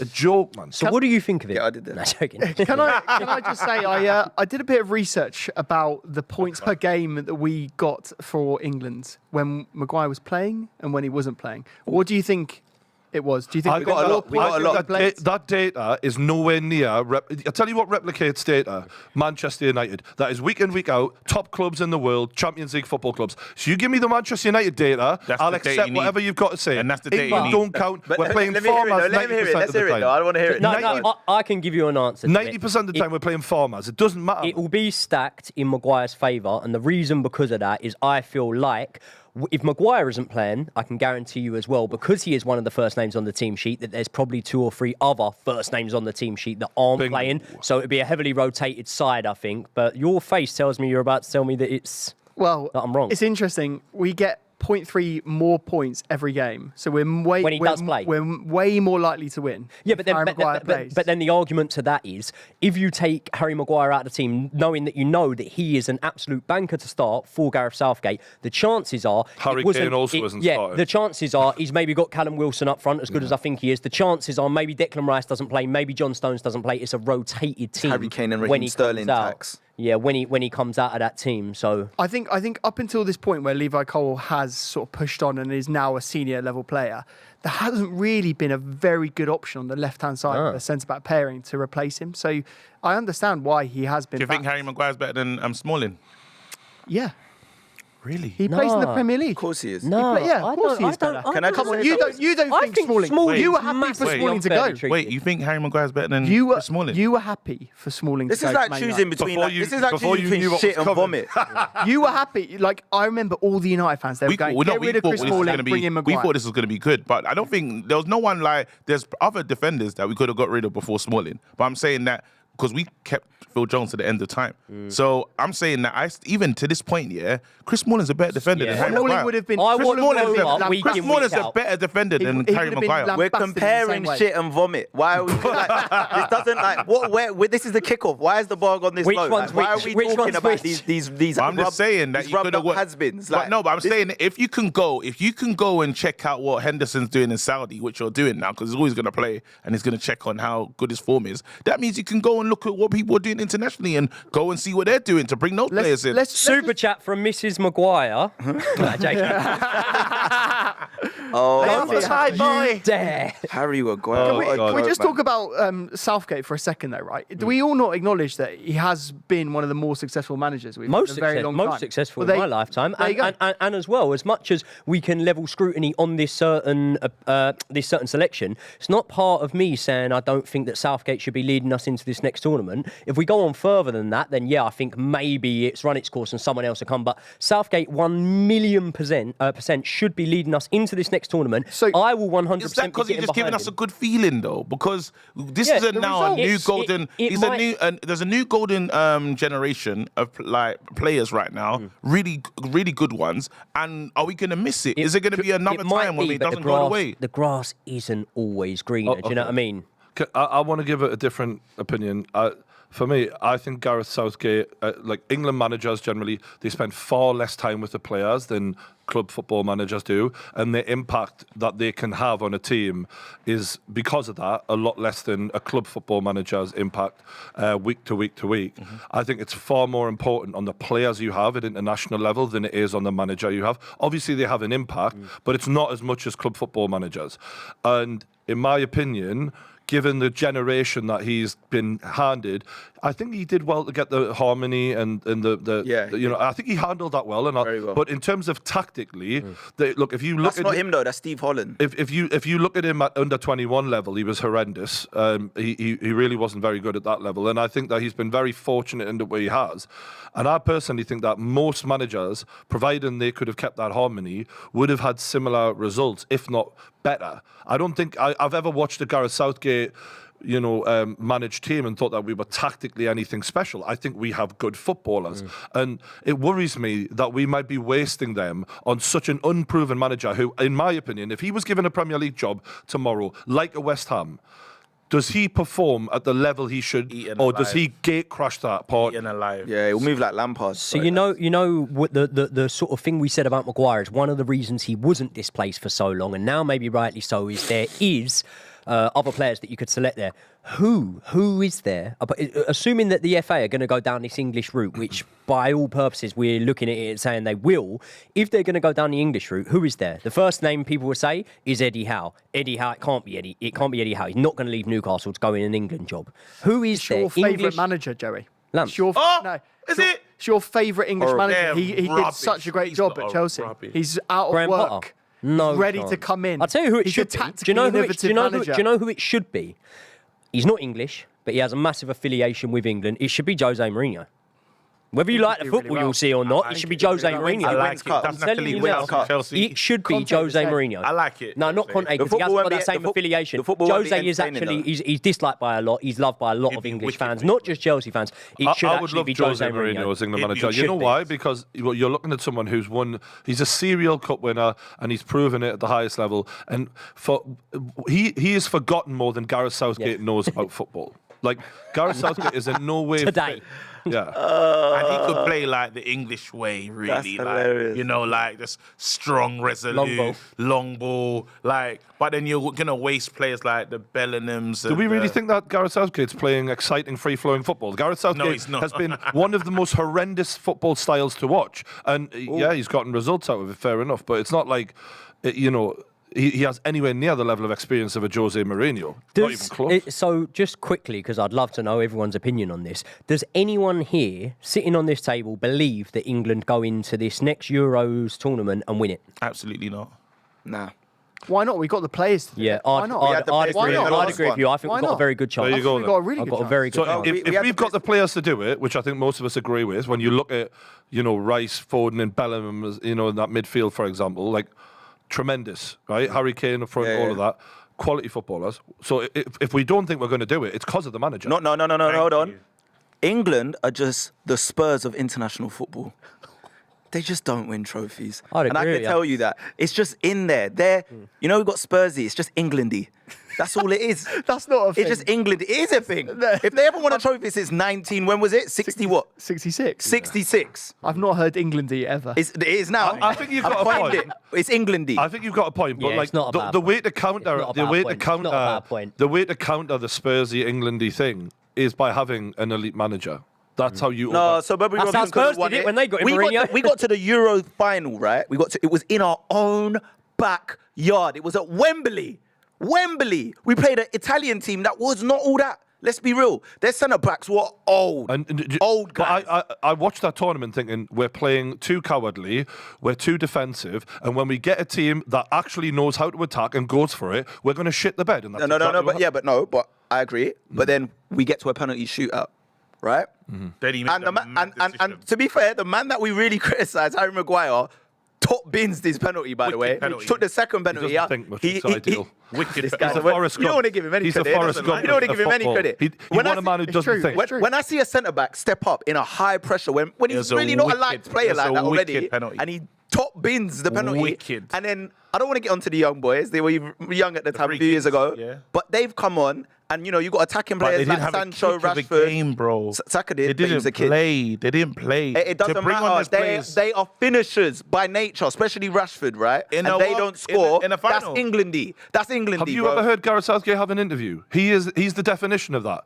There's no balls to the man. Well, exactly what you said It's when Englandy. you said he went for the media after the Harry Maguire situation, mate. If that's his version of blowing the top and absolutely raging, well, God, that shows you what sort of man he is. Sackless because Southgate. That was just like No, I can't. He's not like. I want to be fair to him. But right now with this, he's just decided to down Harry Maguire field. Imagine, right? You know what Manchester United are right now. You're saying like you got a good manager, but a shit team of players that need everything.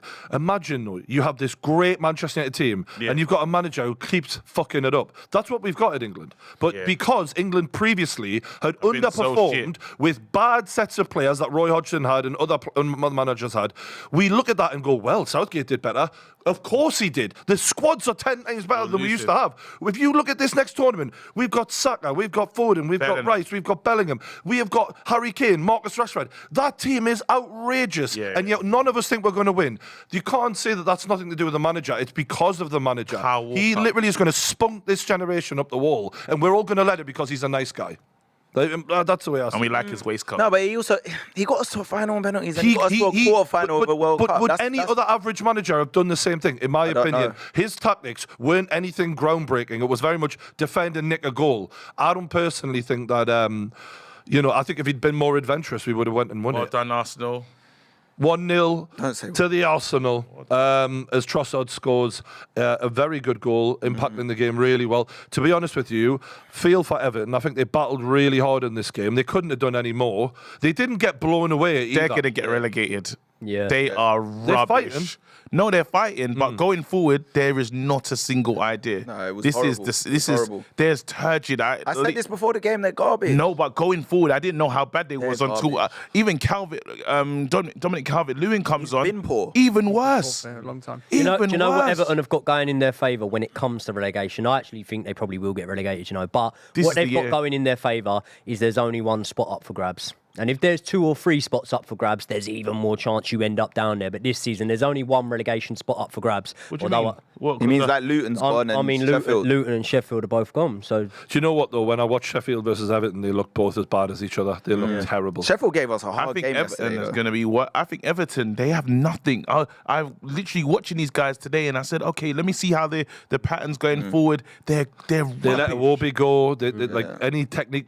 Anthony Gordon went to Newcastle a year ago. Like all of those players that you would have looked to go, maybe he can get you something. They're gone now. Do you know what's funny though? The other side of the coin, Arsenal, right? Undefeated, 13 points as well now. But for me, I still haven't been convinced by them this season. They haven't had that convincing winning yet, which they were having loads of last season. And next week, that's powerful. The big one, North London derby, something's got to give because we've been winning convincingly apart from yesterday, against a lot of teams. We've been winning convincingly. So this is going to be a real test now. Do you know what a trait champions always have though? Champions always have that trait of even when they haven't hit top form and aren't looking really convincing, they still do get their wins. Are we saying they're champions? No, I think they're in the running for it. I think they're definitely going to be right up there. Man City ain't even been playing well. They've been destroying teams. Well, I mean, I wouldn't argue that Man City are the favourites, but I'm saying they're showing characteristics right now that I couldn't sit here and say, oh, they'll drop massively off and they won't be in the race. It's them and Liverpool. They're jammy as well, even against you lot. That deflected goal by Declan Rice to win it, man. It's just a little jam.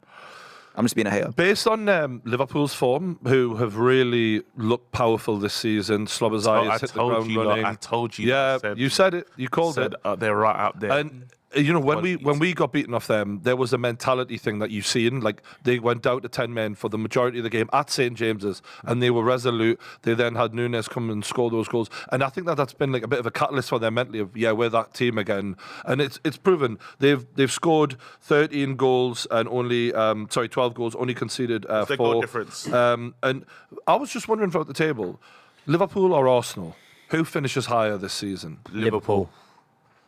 This is Liverpool's on season. Liverpool go off season, on season, off season, on season. I'm going to say this Arsenal. is their on year. I'm going to say Arsenal. I just think Liverpool, they haven't been convincing either with their wins.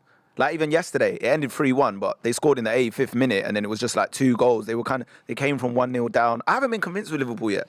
I'm worried about Liverpool's defence more than anything, so that's why I don't think worry Arsenal about are more them, solid. bro. No, I'm not saying they're not a good team. I just think Arsenal will be ahead. Of them. I think Arsenal will be second. I also- Liverpool. I can't wait for Europe to kick in. A lot of these teams, we're going to see. Wait, it's the game against. I would like to see how Arsenal do against Liverpool. Like when Liverpool travel to Arsenal, because we know getting to Anfield to win is difficult for anyone, But I think if Liverpool turn up at Arsenal's ground and they smoke him, then we know exactly what. Because I think there's something about Liverpool mentally here. Potentially win the title. That's how, literally, if City even think about having a little bit of a slip up, Liverpool could do it. Before a ball was kicked, I said that Liverpool would be City's closest challengers. And then Me too. I looked at the fact that obviously the Saudis came in for a lot of their players and they had to have a complete midfield revamp. And then even just before a ball was kicked, because of the midfielders that are gone, I said, okay, maybe third. I still think they'll do well, but maybe Arsenal will be. Now we've seen a little bit, and I'd agree with you, Craig, that they haven't really hit top form, neither have Arsenal. Only really Man City are the team that you can say have so far. But I'm looking at it now and I'm thinking, yeah, I think they will be their closest challengers. The one thing that we brought up earlier in the show is Thursdays and Sundays, and that's about to hit Liverpool. Well, how different is it to Table Wednesdays and Saturdays? It's not that different to Wednesdays and Saturdays. Yeah, The only real difference with it, all right, ain't played Europa. travel, but also the level of opposition. And as well, one other thing to counter that, You haven't played Arsenal Europa will League. go full. Well, we've won Europa every time we played it. Arsenal will go no, full you ain't strength. I feel like you're taking it for granted. Arsenal will go full strength in the Champions League in terms of their team selection for the most part, yeah. Liverpool will rotate in the Europa League. So they're going to be playing Thursdays and Sundays, yeah, but it's still the same time gap in Mate, between. Jurgen is complaining already about 12:30s on Saturdays. Like, he's already complaining. Jurgen has been complaining since he came out of the womb. Since he came, yeah. Do you know what? That was genuinely, when I seen that, right, because obviously we've had the international Stunk in break, there. I seen him whinging about the 12th. I was like, fucking football's back. Brilliant. Yeah. Club's moaning again. But to be fair, I mean, they did well. So they've got the Europa League match on Thursday against LASK. Then they've got West Ham on Sunday. And then it's Leicester City, and then it's Spurs at the end of the month. So we're going to find out a lot this month about Liverpool, and I do think Arsenal are a bit more balanced in the middle as well. Like they've still got those worries. Liverpool in the midfield, they had moments against Wolves where you could have drove a bus through the centre of that. The thing as well, this is massively hypothetical, but the other thing with Liverpool as well is they're going to have the exact same situation rise with Salah again in January. That will definitely be on. Saudi. Did you say Jurgen Saudi get aren't annoyed? Saudi aren't not coming in again in January. They got annoyed coming Klopp in with that the other day when they mentioned it again of will they be coming from it, and he went, can you not wait until December to ask that question? Like, it's still Now we know it annoys you. No, He's such a grumpy guy, man. yeah. Everyone used to think he was this smiley. No, great he's the guy, second. He is smiley, He's to be the fair. second best manager in the Premier League, though. Yeah. Yeah. Yeah. As long as we know that. He is. He is like no matter what you want to say, he's the second best. Yeah. Like, I hate No, it. but people used to say he was better than Pep. Blasphemous. Blasphemous. Pound That's your for guy. pound is That's an always argument. Hey, but if you gave him, if he had that man, if Pound he had for Man pound City, is an do you argument. reckon if he had Man City finances, he couldn't do what? He couldn't do that. No. Really? Pep's just a better manager than him. I think Proof's in the pudding, mate. Got I a think that trophy. Newcastle have got their first Champions League game for about 20 plus years on Tuesday against Milan. I'll be doing a little live stream for that. Any predictions, lads? What do you think? I think Newcastle are winning. We're away, by the way, so it's Don't care. San Siro. Newcastle are going to do all right in the Champions League, no matter of what you think of them domestically. Again, I'm a get me excited. very sentimental person. Yeah, I admit I am, right. And Europe is the one competition that I associate a bit of magic with.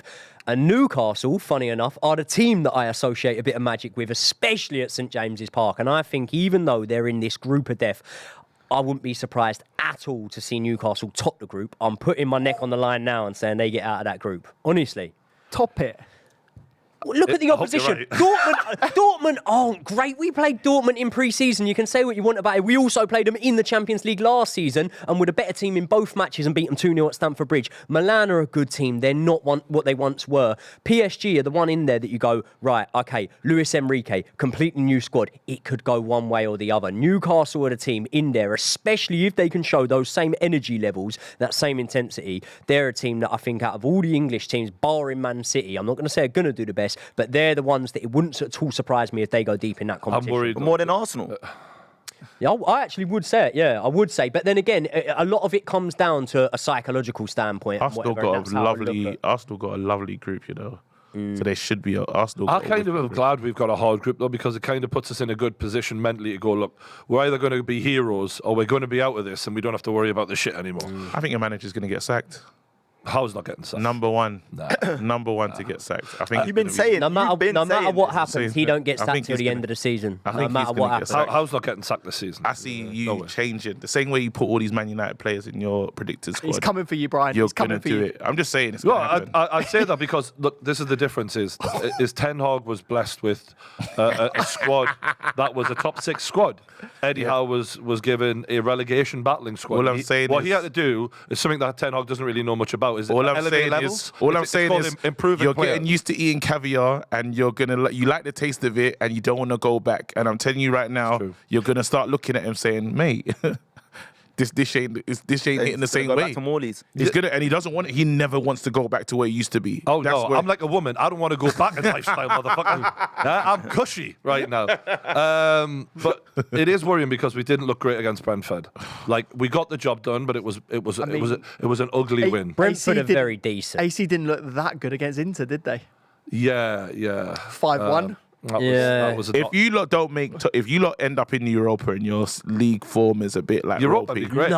No way. If Newcastle make Europa League, there's no jeopardy when it comes to Eddie Howe's job. Yeah. No jeopardy whatsoever. You've got to understand, the fan base are very, like, I get a gauge here from whenever I'll post about Newcastle on my page and whatever. Fan base are very, very tolerant. They're very much in support of Eddie Howe. They're not quick to change their mind after a couple of bad results. And I think if you were to finish sixth, and you were to get Europa Sixth League. is good. Sixth is nice. That's what I'm I saying. think a bit I'd take worse. six though. right now. Yeah, but sixth and seventh are the same. If you both get Europa League for each spot, it doesn't matter, does it? If I finish third or fourth, I don't really care. There's Like, if something I'm getting mental- Champions mental League about football, sixth, though, for I me. just think if they finish it, I'm not saying that it doesn't maybe put a little bit more pressure on things to get fast forwarded in the next season. Yeah. But I think if you get Europa League, Eddie Howe is not. No, I'm saying he anywhere gets near. knocked into the Europa League. I'm saying From that the Champions League. So right now, That if might they're be like good. 10th and they get knocked into the Champions League, do you reckon the Newcastle fans got their back up because they were riding high, top four? I think as long as we finish top half of the table, Eddie Howe will have a job next season. Doesn't matter. Cool. All right. Yeah, just because there's so many players who aren't good that we had elevated last season, and I think we're seeing the levels level out now, and we're going, okay, Almiron's back to being Almiron.